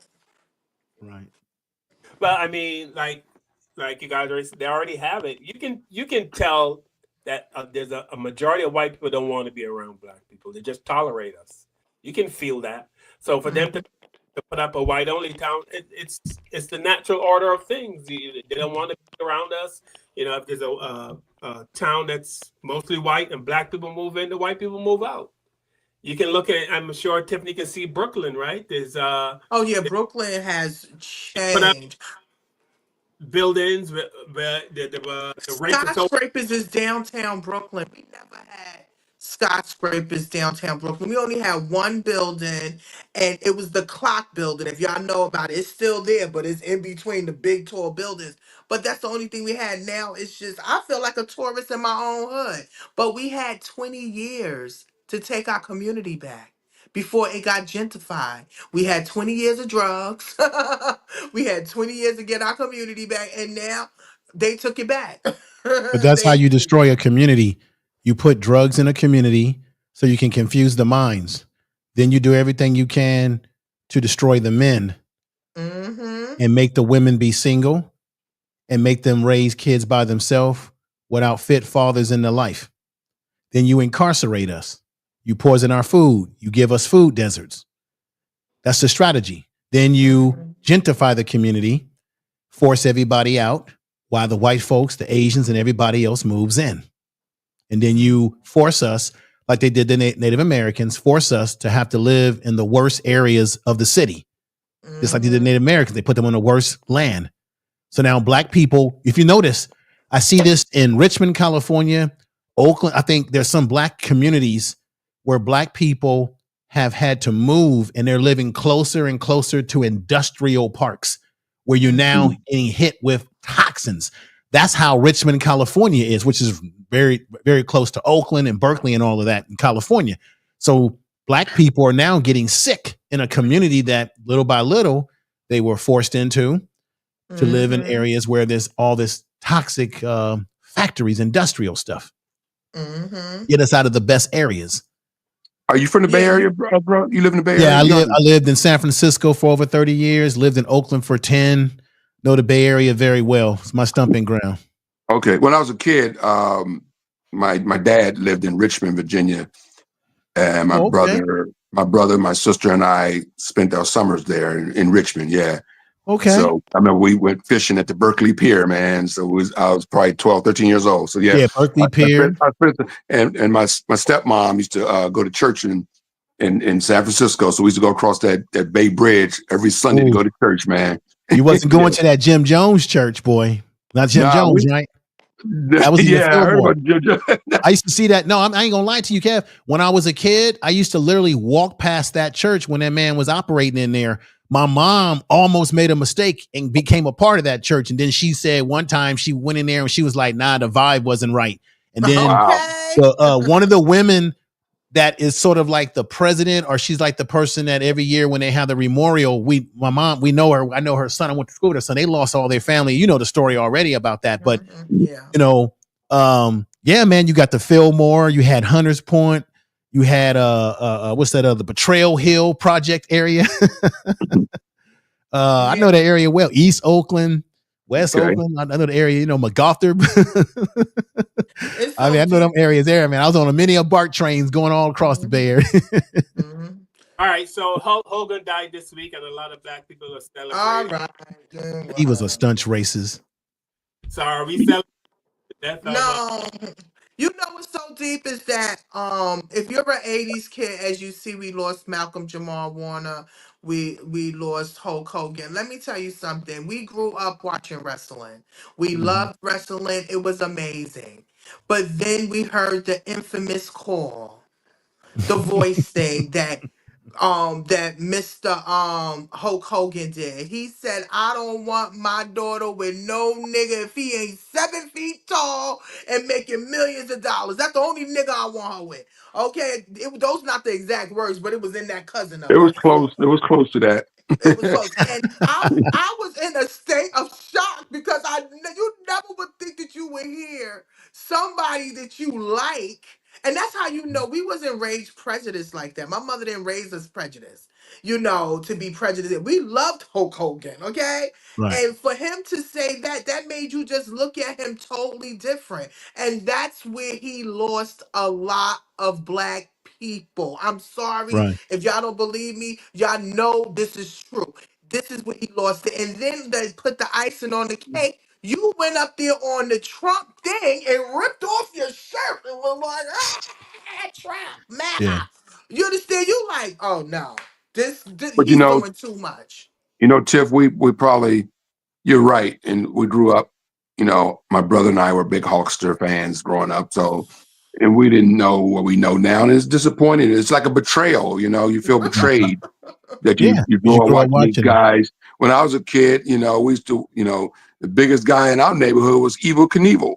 He said we Even couldn't wait to watch Evil I Knievel mean, jump over some trucks and a motorcycle, and then we would grow up and find out he was a racist redneck. So it's so, I was having this conversation the other day with somebody that, the Dukes of Hazzards. We used to watch that show when we were Yes, kids. There's the only Dukes 5 of TV Hazzard. channels. That's the problem. There's only 5 TV channels when we were kids, right? So we have cable when I was a kid, so because it didn't exist, right? So we watched the Dukes of Hazzards. Now, as an adult, we realize how racist the show was. The car, the Confederate car had a flag Confederate on the flag on car. it. The car had a Confederate flag on. The song was "The Good Old Boys." You know what I mean? So right. we didn't think about all these things when we were a Right. kid, right? All Right. these symbols and stuff, and you get a dog. Right. Wait a minute, the good old boys and Right. the Confederate flag and Boss Hogg. They didn't like our black ass, So we know these things now, That's the So same thing with the Buzz Bunny. If you go back and you look at the WB Buzz Bunny commercials, there are scenes where you have the caricatures where they have what was clearly supposed to be black people dancing and tap dancing, all Yes, sorts of like it was caricatures with the big minstrel. lips and all of that. So yeah, they've been guilty of doing that for years. Another thing I wanted to say, I don't know if you guys realize this. Hulk Hogan's daughter stopped messing with her father because Hulk Hogan's daughter had a black boyfriend. I don't know if they're still together now, but that's another reason why his daughter stopped messing with him. And then, of course, his wife eventually divorced him, but the daughter was sick of him because she happened to be involved with a brother, and she yeah, didn't like what he was saying because she was involved. You know what I'm saying? yeah. I think I heard that the daughter started dating white guys because of her dad. Oh goodness! But one of my comedy buddies said she probably gonna go back to black guys now that he's dead. So that's hell of material right there. She gotta stay in that that generational wealth. She didn't want to mess up that. She didn't want to mess She up didn't that want to money. mess up that money. She didn't want to mess up that money that she gets when Pops kicked the bucket, right? So she had to. Right. Now But that did you he's hear what the gone, family That's she's still good in that said? material wheel. right there. She's still in that wheel now. She might go back and get herself another brother now. So But you heard what Good you heard material. what the family said. The family was like, this is not a good time for everybody to be coming for him. He just passed away. Well, he's an unalive racist. I mean, come on, it's nothing that we can do. God bless him and be the Hulk with you. That's it. I'm done. Malcolm Jamal Warner is more important. Now, can we get to Malcolm? I'm yes, gonna Right. miss Yeah. hey man, that broke me down, man. I was hurt on that one. I was hurt on Yeah, I that was one, hurt man. too. I Very, haven't very felt hurt. that way Malcolm about a Jamal. celebrity dying since Kobe, man. That one hurt me, man. I gotta do I'm gonna be doing a video about him because he had I have the first episode of his podcast, and Okay. he said some things that black people need to take heed to. So I'm gonna produce that video, but it hurt me. We all grew up watching him and the Cosby Show. He became a part of our life. I mean, life during the time that I was in high school. I mean, this the way he died still kind of bothers me. It's very fishy. I always notice that when people go to these other countries and stuff happens, I'm always a little suspect because they're in another country and you don't know what they're really telling you is the truth. I had a Half of them friend, don't like I us. had a female friend that I grew up with who went to Sinbad had he used to do what's that Jamaican, and he used to go to Jamaica and do the and music he said, festivals. Yeah. yeah, music Yeah. festival. And I had a friend that went to the festival and they got into a car accident and the family was having a hard time getting her body back. And once Sinbad found out about it, he took money out of his own pocket and worked through the politics to get her body sent back home and to pay for some of the funeral because, of course, all of her belongings were stolen and stuff. So I always feel like things happen when people go overseas and you just never know what's really going on. And the way he passed away, talking about a current and all this, everything about that was kind of weird to me.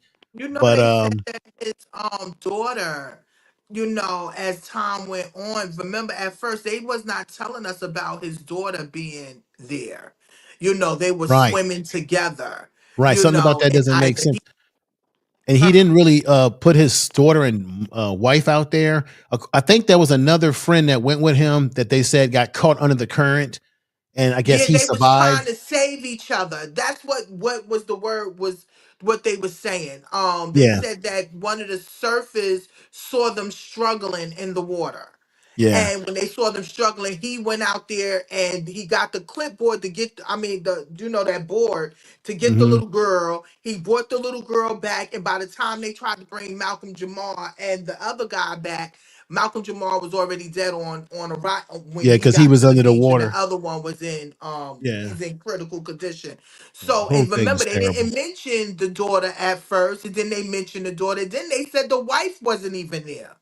Yeah, so that So it's like that you type don't of know what the reporting story makes me very skeptic, right. Tiffany, of what the truth is. We already know what happened to the young lady who went to Mexico and her friends did something to her, and then we got false reports or different reports coming out of Mexico. There's a lot of shady stuff. But I just want to give my condolences to the brother and may he rest in power. Thank you guys for letting me come up. I'm going to drop off the panel and let y'all finish the rest of the show Hey, good and seeing you, listen to the brother. Good seeing discussion. you, man. Good seeing Thank you you, too, as man. always. Good show as Appreciate you. always. Thank you. Peace. Appreciate you. Thank you. Appreciate you Hey, too as hey, well. Carl. Hey, Carl. And Tiffany, I sent a video to our chat line. I don't know if you were able to pull it up, Carl, or able to pull it up, but R. Kelly did a song from prison, a tribute song to Malcolm Jamal Warner. Did you hear that? No. First, you didn't hear that, Tiffany? I mean, first of all, this boy's voice, how is he able to make a record from prison? And second, his voice sounds amazing still. How long he's been in He's jail? doing it through the phone. Testing 1 2, testing 1 2. So I he's wanna singing through a sing. phone. So he sung this song through a phone? That is Yes, he's crazy. doing it through the phone. So you haven't heard the song? It's pretty amazing. He said he's very hurt and touched by the passing of Malcolm Jamal Warner. He wrote a song for him, and it's a beautiful song. Yeah, it's a beautiful song. A When lot you of people don't understand. already heard it, when you sent it to me, I had it downloaded like 10 minutes before it did, but then you sent it, so I have it. Okay, thank you, brother. I'm glad you got it, man. Have it. Yeah. Let me say something about the Malcolm Jamal drowning, because I saw videos where people were saying about the drowning thing, and I know a lot of people go to these countries that have beaches, and beaches are beautiful, yes, but what you don't understand, and a lot of people don't know, and people who, if Donna, I'm sure Donna's watching, and Glendine, if you're watching, they can tell you when you're on a beach in the Caribbean or any country that have those so-called beautiful beaches, and they are beautiful, when a wave comes in and it's coming back, it comes back like with some force. Yes, So it does. I remember as a kid, the wave would come in right, and it would push you forward, but it's coming back. And when it comes back, it can take, if you don't have your foot planted, it can take you way out. So you got to be ready. And a lot of people go to these islands and they have swimming, they're having a good time, and they're not aware of that because they didn't grow up with that. I mean, there's in swimming pools, and I mean, so they're not used to under. You hear about undertow, whereas this current, the top of the water can be smooth and cool and look calm, but underneath, there's a lot of stuff going on. There's all kind of currents and stuff. So it is possible, you know what I mean? You could be swimming and you think everything is cool, but then there's something underneath that starts to drag you. You know what I No, mean? you 100%, you 100% right. They had signs up there in Spanish and in English because I saw them. Yeah. They show where they would show you if you go through a current, you have to swim a certain way to be I able so you don't get caught up in it. I went to Mexico and the water was at my ankles and I fell. yeah. And I was like, what kind of water is this? I'm telling you, I didn't go in too far because I already knew that that water would have took me away and I wouldn't know where to go. Yeah. I was going to the heavens. But And you have to be careful. The water's totally different from here in America, from the absolutely. islands. Them currents is no joke. Absolutely. And also, when you're walking, you got to remember underwater is just like walking on land. Just like how you walk on land and then there's a cliff or there's like I mean, you can drop off. So Yep. same thing. You could be walking and all of a sudden, boom, you could be You down can a. go down. Yep. So all of that, people have to They keep got it. sinkholes too. Them holes that be twirling you. It's a lot. Mother Nature is nothing to mess with. Okay. Like I said, people go to these islands with these beautiful beaches and they get caught up in and then they're out there and then tragedy strikes. I know So a few I people believe that that's all lost it their was. lives. I believe that. I don't believe in it, that he was murdered or anything. And I don't think there's any foul play involved. I think the brother just is a human being like the rest of us, and Yeah. he gets in the wrong place at the wrong time, and he got caught up, with his Mhm. daughter out there swimming, and the water is not our friend. It's Right. I mean, those people. beaches, currents are not our friend. And he probably chose to save her life than his life. People drown every You day. He just happened to be famous. yeah. And you're right. You're right, Tiff. I was telling it to Patricia. I said, it could have been either him or his daughter, and I think he would have gave his life for his daughter. He gave If his he life for his that's if what he he did. survived, and I think if he's somewhere right now going, at least my daughter lived, I'm okay. I I'm believe that. telling you, that's when y'all cool when you text and said that he was dead. What did I say? What is he doing, Dad? Yeah. Like you wouldn't have never thought that he would have died. Like that's the furthest thing from my mind. Malcolm Jamal Warner, somebody that touched our hearts all of these years. I mean, Yeah, and that was shocking. with his new work, I saw The Residents. He was on 911. It's like you fell in love with him again. He was an awesome actor, and I really salute him. And we definitely got to give a shout out to Bill Cosby. I don't care what nobody say. Bill Cosby made a difference in our life, especially in the 80s, seeing something visually that we never saw before and kept it going for years.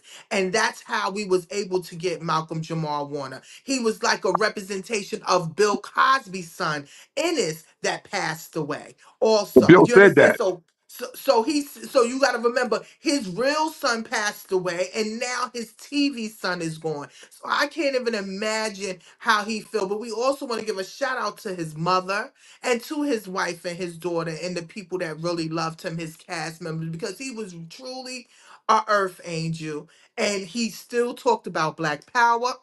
He talked about everything. He did poetry. He did music. I mean, he was a producer. He was very well rounded. I think that he did a job well done. And he went with the waters. He went with the ancestors.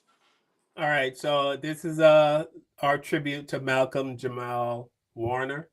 It's a little lengthy, so if you want to go grab something to eat or grab something to drink, because I think this is well deserved. Um, I remember being in barbershops and people discussing the Cosby Show, and the funny thing was some people were saying it's a great representation of black people, and then we had another side of the barbershop that people were saying that's not how it is in the hood, and they thought that it should be more representative. But either way, like Tiffany Oh, said, bitching, man. yeah, you can never make people happy. They bitch about Good Times being too ghetto, and they bitch about the Cosby Show not being realistic enough. So which one is it going to be? You know?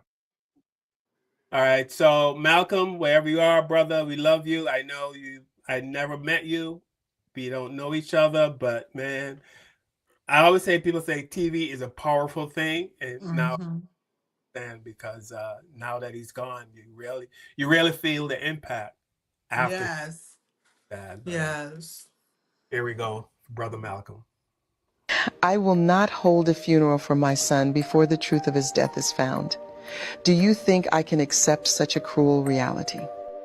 When my son was drowning, the nearby beach lifeguards were nowhere to be found, but he was rescued by nearby onlookers and sent to the Red Cross for treatment. He still died like that. The police could not give me a reasonable explanation. I know how cautious my son is. He would not leave his daughter and wife alone to swim on an unprotected beach. I will never believe it.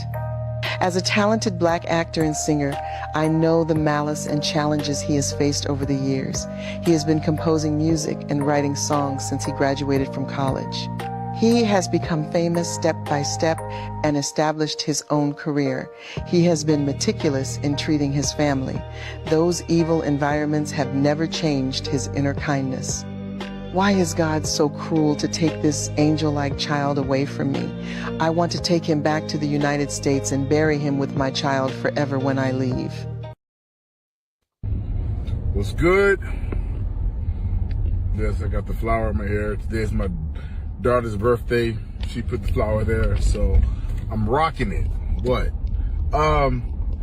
It's a beautiful day here in Atlanta. I just wanted to shout out and just spread some love and some good cheer. And you know, life is out here lifing, right? For me and for everybody else. But just wanted to remind you, as I remind myself, that no matter what's going on, there's always a reason to smile. Like if you just take a minute to stop and take stock, I guarantee you can find at least one reason to smile.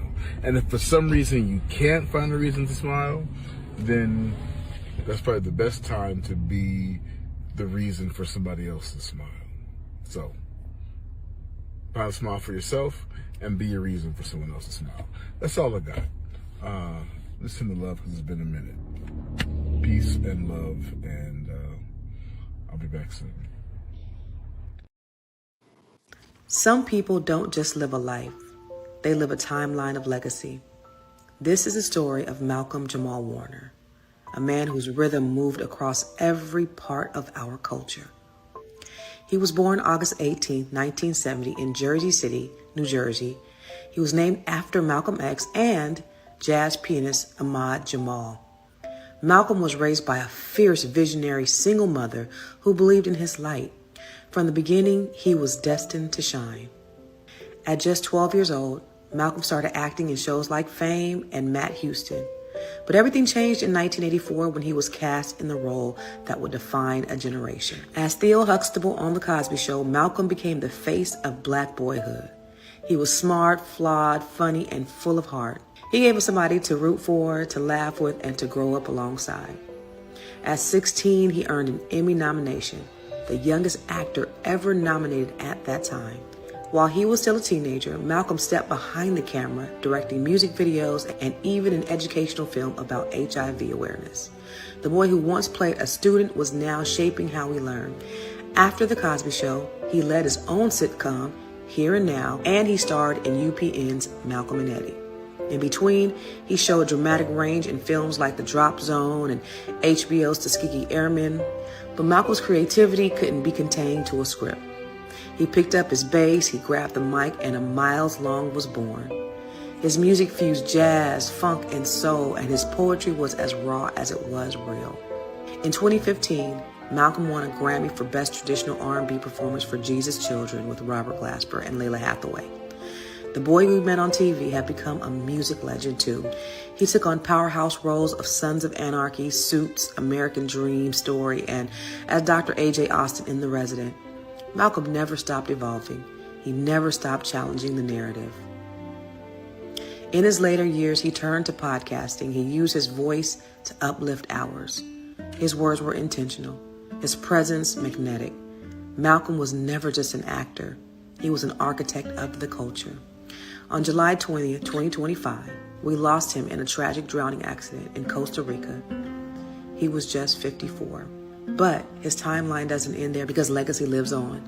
It lives on in every laugh that he gave us, in every lyric that he wrote, in every moment he made us feel. Malcom Jamal Warner, actor, musician, poet, friend. You didn't just play your part. You wrote your own script, and we are better because you lived.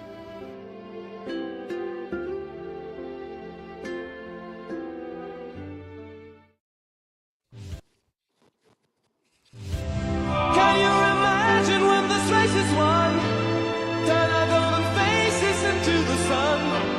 Praising our leaders, we're getting in tune. The music's played by the madman. Forever young, I want to be forever young. Do you really want to live forever? Forever, forever, forever young. I want to be forever young. Do you really want to live forever? Forever young. Some are like water, some are like the heat. Some are a melody and some are the beat. Sooner or later they all will be gone. Why don't they stay young?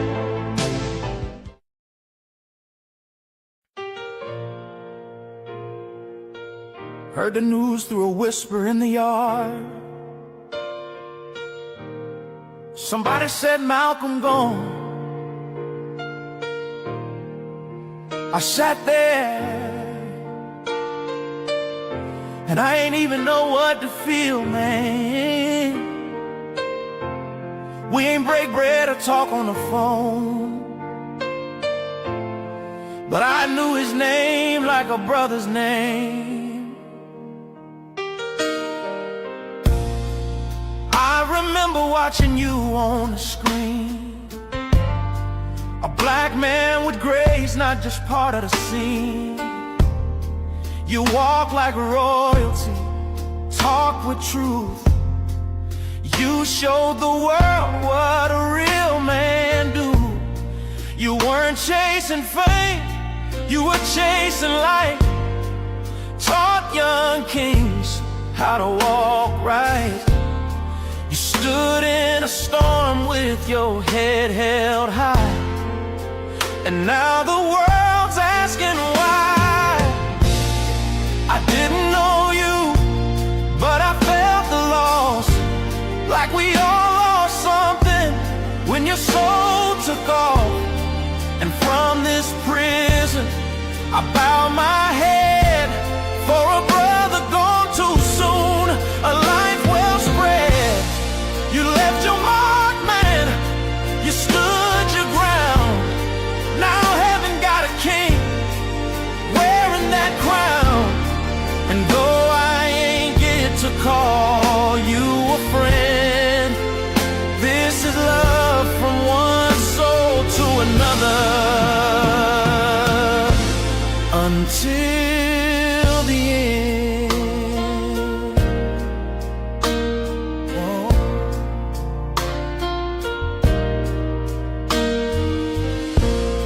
I know the weight of trying to do good when the world don't always see you how it should.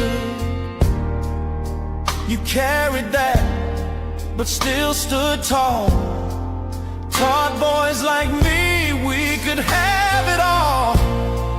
Even behind bars, I still remember that look in your eyes, calm like December, like you knew your mission, stayed in your lane. Now I pray your name don't fade in vain. So here's my letter to the sky tonight, from a man with regrets and a heart that fights. You inspire but you gave us power just by speaking your name. I didn't know you, but I felt the shift when the world lost you. It lost the gift, and from these walls I send my song, a humble tribute for a soul that's gone. You taught us how to live with grace. Now I hope to meet you in that holy place. And though I ain't get to call you a friend, I call you a brother until the end.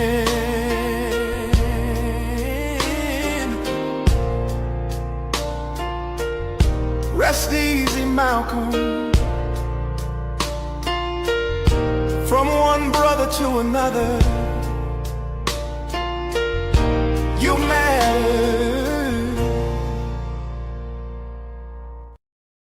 Black boys boast bravado not to seem broken, and often so do black men. I see you, looking for clues, listening for cues, longing to know what I'm not telling you, as if I'm hiding in plain view. Even though I speak my truth, for some it's not enough. But when red tables turn timidly, some say they tell too much when they talk. My most intimate thoughts belong to me, like a woman's body when she says no. So I reserve the right to go as far as I like, and even though I live in the public eye, I don't subscribe to the dog and pony show. For I've learned to discern who can accept all of me. I read the room before I speak, because I find that folks flee from honesty like we retreat from love. Vulnerability can be a scary thing, even when we're on the mend. Black boys boast bravado not to seem broken, and often so do black men. My relationship with rejection reeks of stale smiles and toxic tear stains that shed secretions of trepidation. And since astute sharks sense fear so sharply, sometimes I feign confidence, like young girls dumb down and grown women fake orgasms. And sometimes I refrain from revealing how I truly feel and just hang out and hide the parts of me you possibly might not like. And vulnerability is a scary thing, right? We all do the same dance, right? It's like life is one big masquerade party with cute masks to mask misshapen identities made by us to make us feel safe in the face of uncertainty. But when you hide yourself to please, you place a piece of your soul on hold. And the sanctity of that space eventually becomes a poisonous pit of unexpressed feelings or untended quirks that never quite get worked out. For the things that we hide about ourselves never disappear, and some we fear may slip out when least expected. And irony for me is when I wanted to be fully accepted without giving my full self. Not feeling safe enough to be vulnerable, I lament that I was only being loved based on what I thought was safe to present. I spent years in a relationship hiding, halfway knowing I was neglecting me, allowing myself to be disrespected since I was already disrespecting me. Friends who knew me well looking at me like, who the hell is he? It's deep. I've learned that a compromised soul may let you sleep, but will never let you rest, until you address the parts of you that can't be dressed up with a smile and yo, I'm fine. So I'm on this quest to embrace a self-love so radical that I honor every aspect of my being, even the broken I'm working to heal. Dim my light for no one. Let it project with precision to keep my path bright and protect my soul and spirit temple like a lion protects its cubs from perilous predators day and night. Black boys boast bravado not to seem broken, and often so do black men. Vulnerability is a scary thing. And while I'm on the mend, my need is to love me and tend to my self-care. Hiding in plain view is really just me choosing how much of my soul I'm willing to share.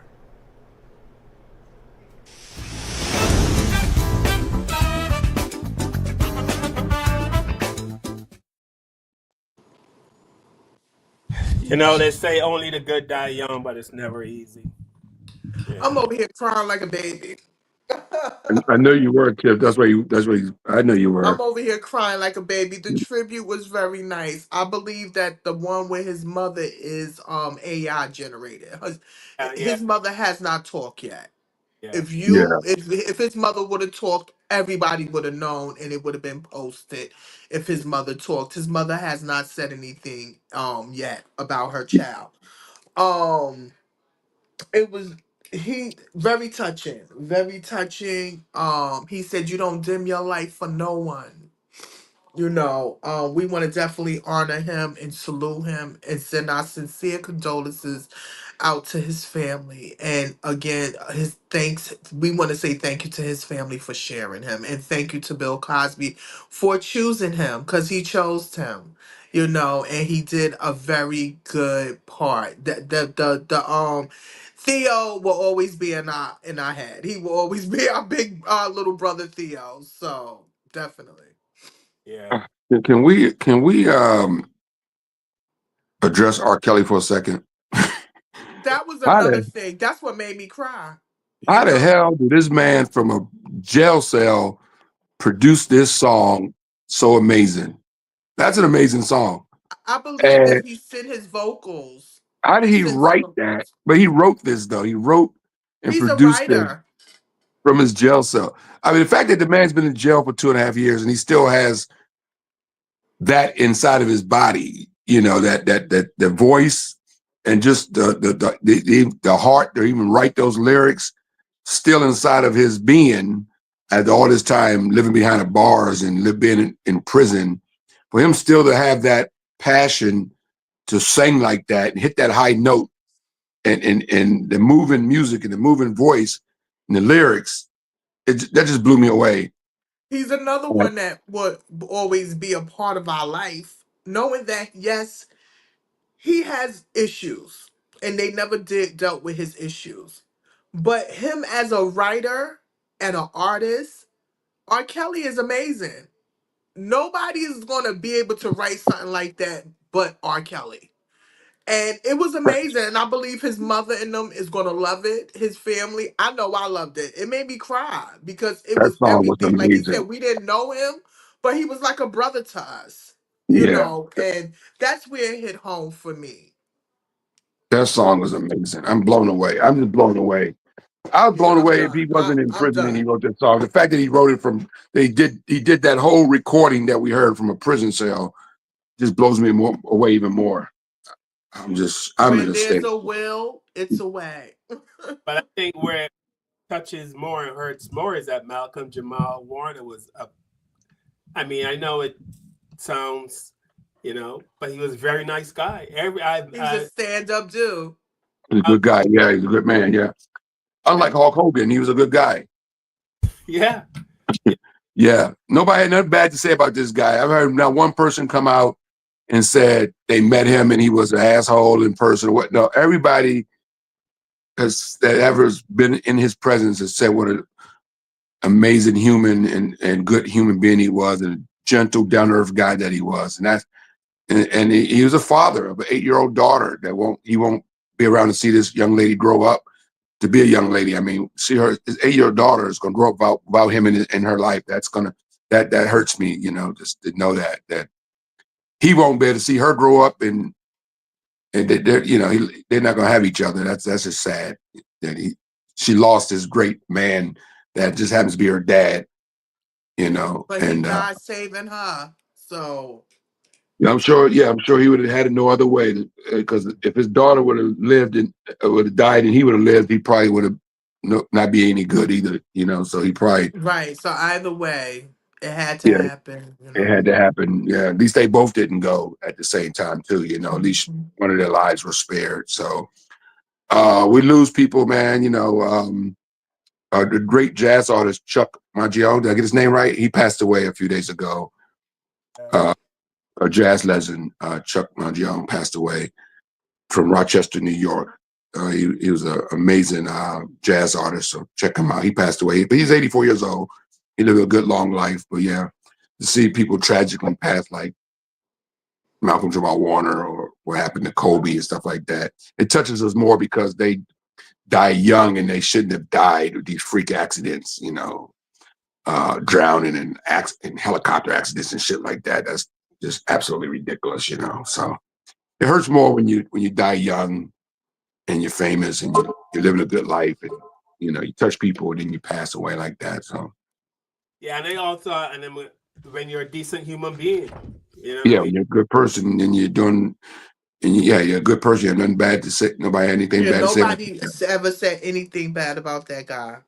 Yeah. Nothing about Malcolm. So yes, that means his mother did an awesome job. His family did an awesome job raising him. Yeah. All right. Yep. I want to thank everyone for checking out this Sunday show. We'll be back next Sunday, 7 p.m. Eastern Standard Time. Thank you so much. Please remember everything we said as far if what's that, Tiffany? What's the speech we give? It's for This is protected by fair use only. Educational purposes only, entertainment purposes only. Everything that was viewed and seen is all alleged.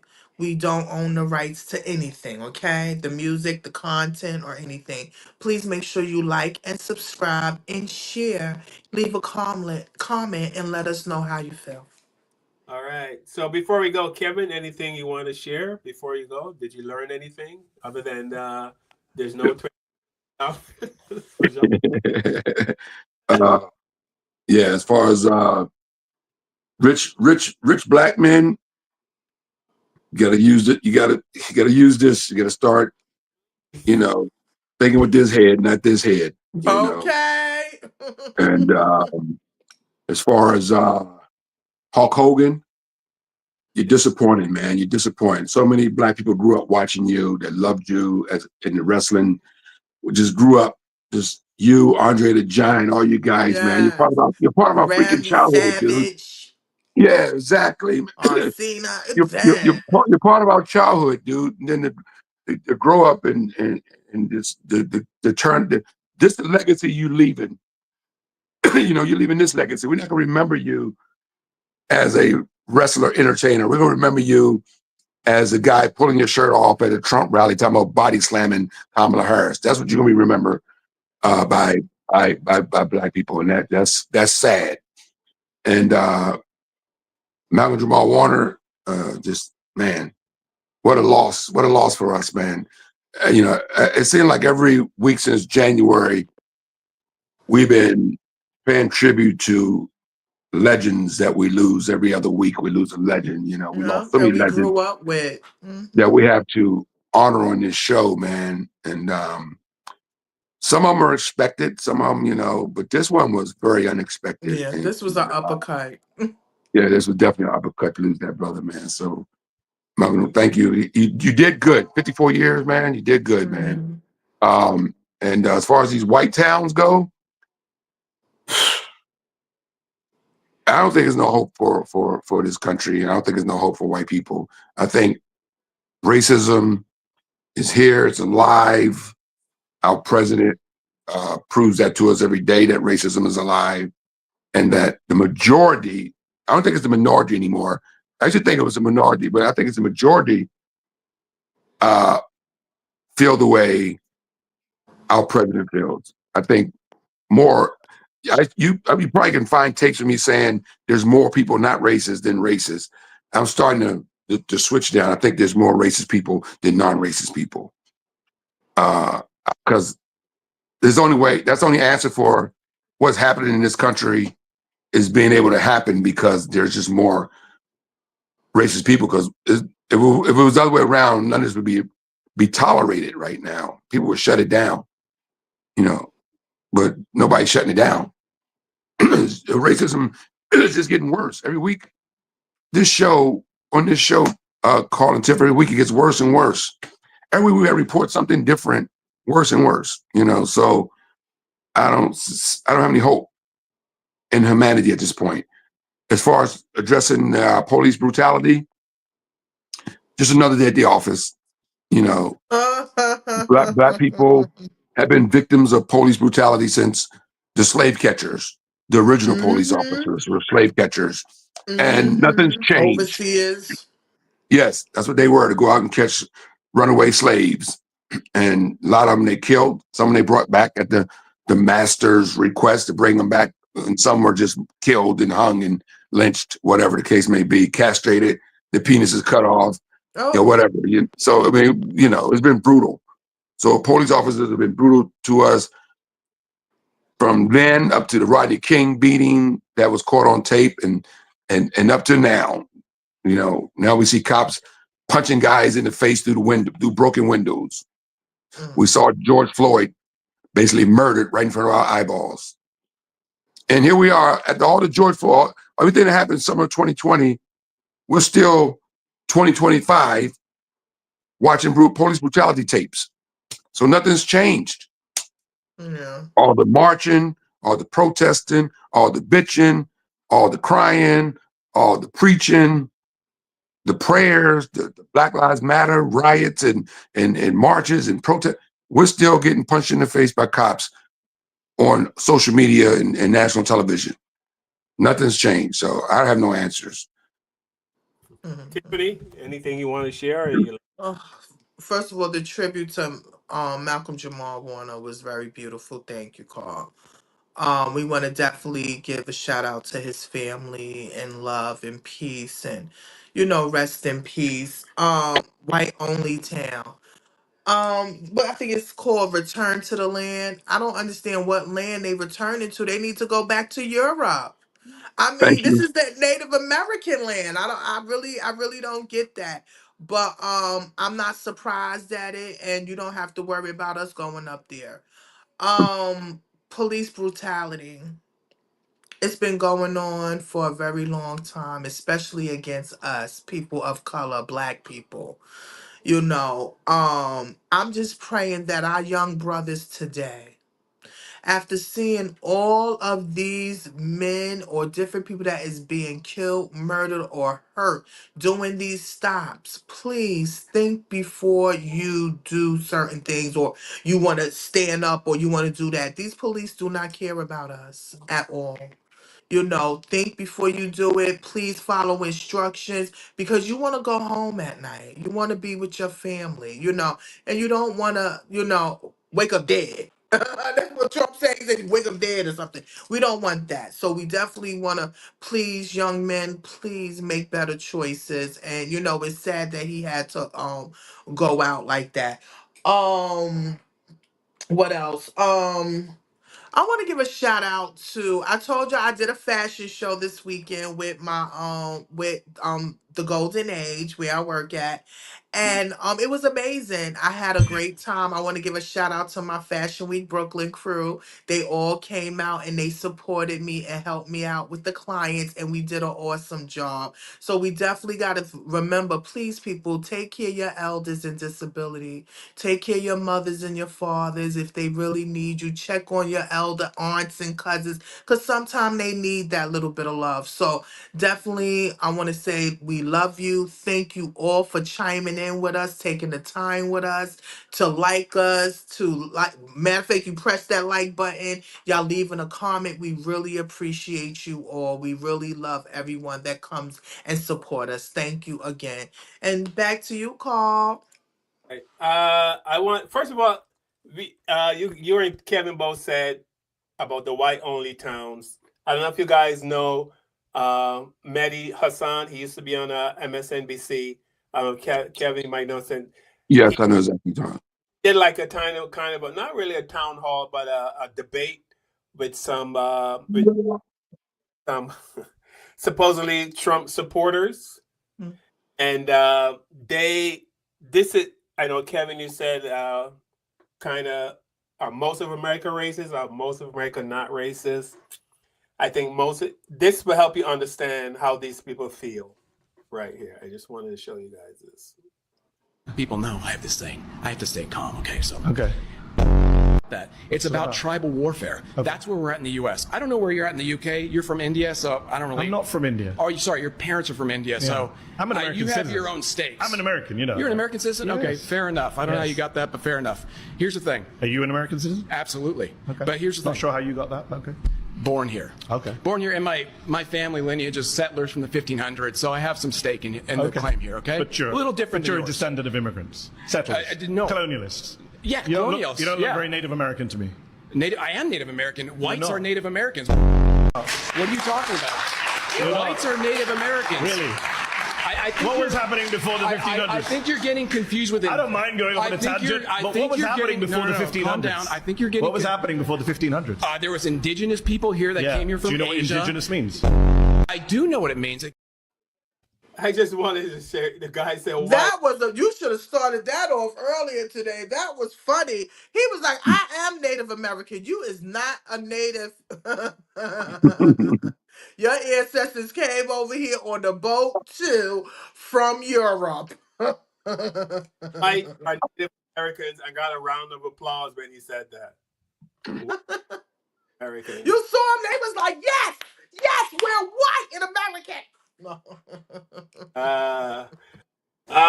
with that out of the way, thanks to everyone. Thank you. Please like, share, subscribe. Please like us on Facebook, like us on Instagram, like us on YouTube.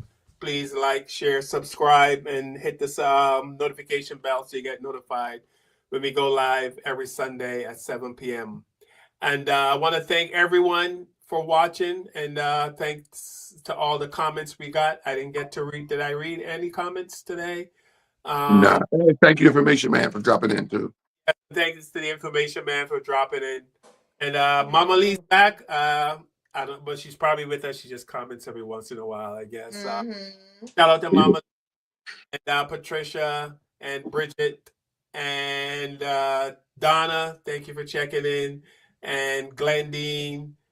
These are all the YouTubers. And shout out to Facebook and Instagram because they've been posting and saying stuff. We want to give a shout out to y'all too. Hey, Miss Leslie. I gotta say one more thing too. Can I say one more thing, Carl? Yeah. Free R. Kelly. All right. Love you, Ma. Auntie Jerry. Let that man. Let that man out of prison. Free R. Kelly. Free R. Kelly. Cold Coats. Okay. My sister. Hey, Nikki. To all my people watching. Ina, thank you for checking in. Scooby, we didn't see Scooby today. I'm not sure. Maybe he's on vacation. Scooby he had black fatigue. He's like, I'm sick of these niggas. No. Bet you nigga playing it. Hopefully you come back. But he's eating Lucky Charms. Kevin, I love you, brother. Tiffany, Love you, man. And we'll be back next Sunday. And We'll be back next Sunday, guys. Peace and love. Please nobody die. Please nobody die, especially us. Okay. Michael Jackson, the king. Black therapy show.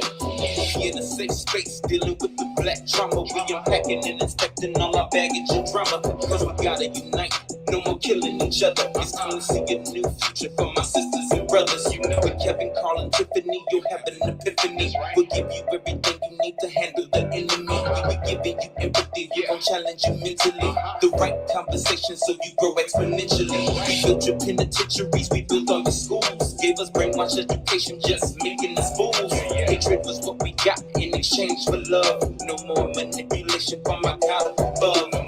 It's Carl, Kevin, and Tiffany. Now welcome to the Black Therapy Show.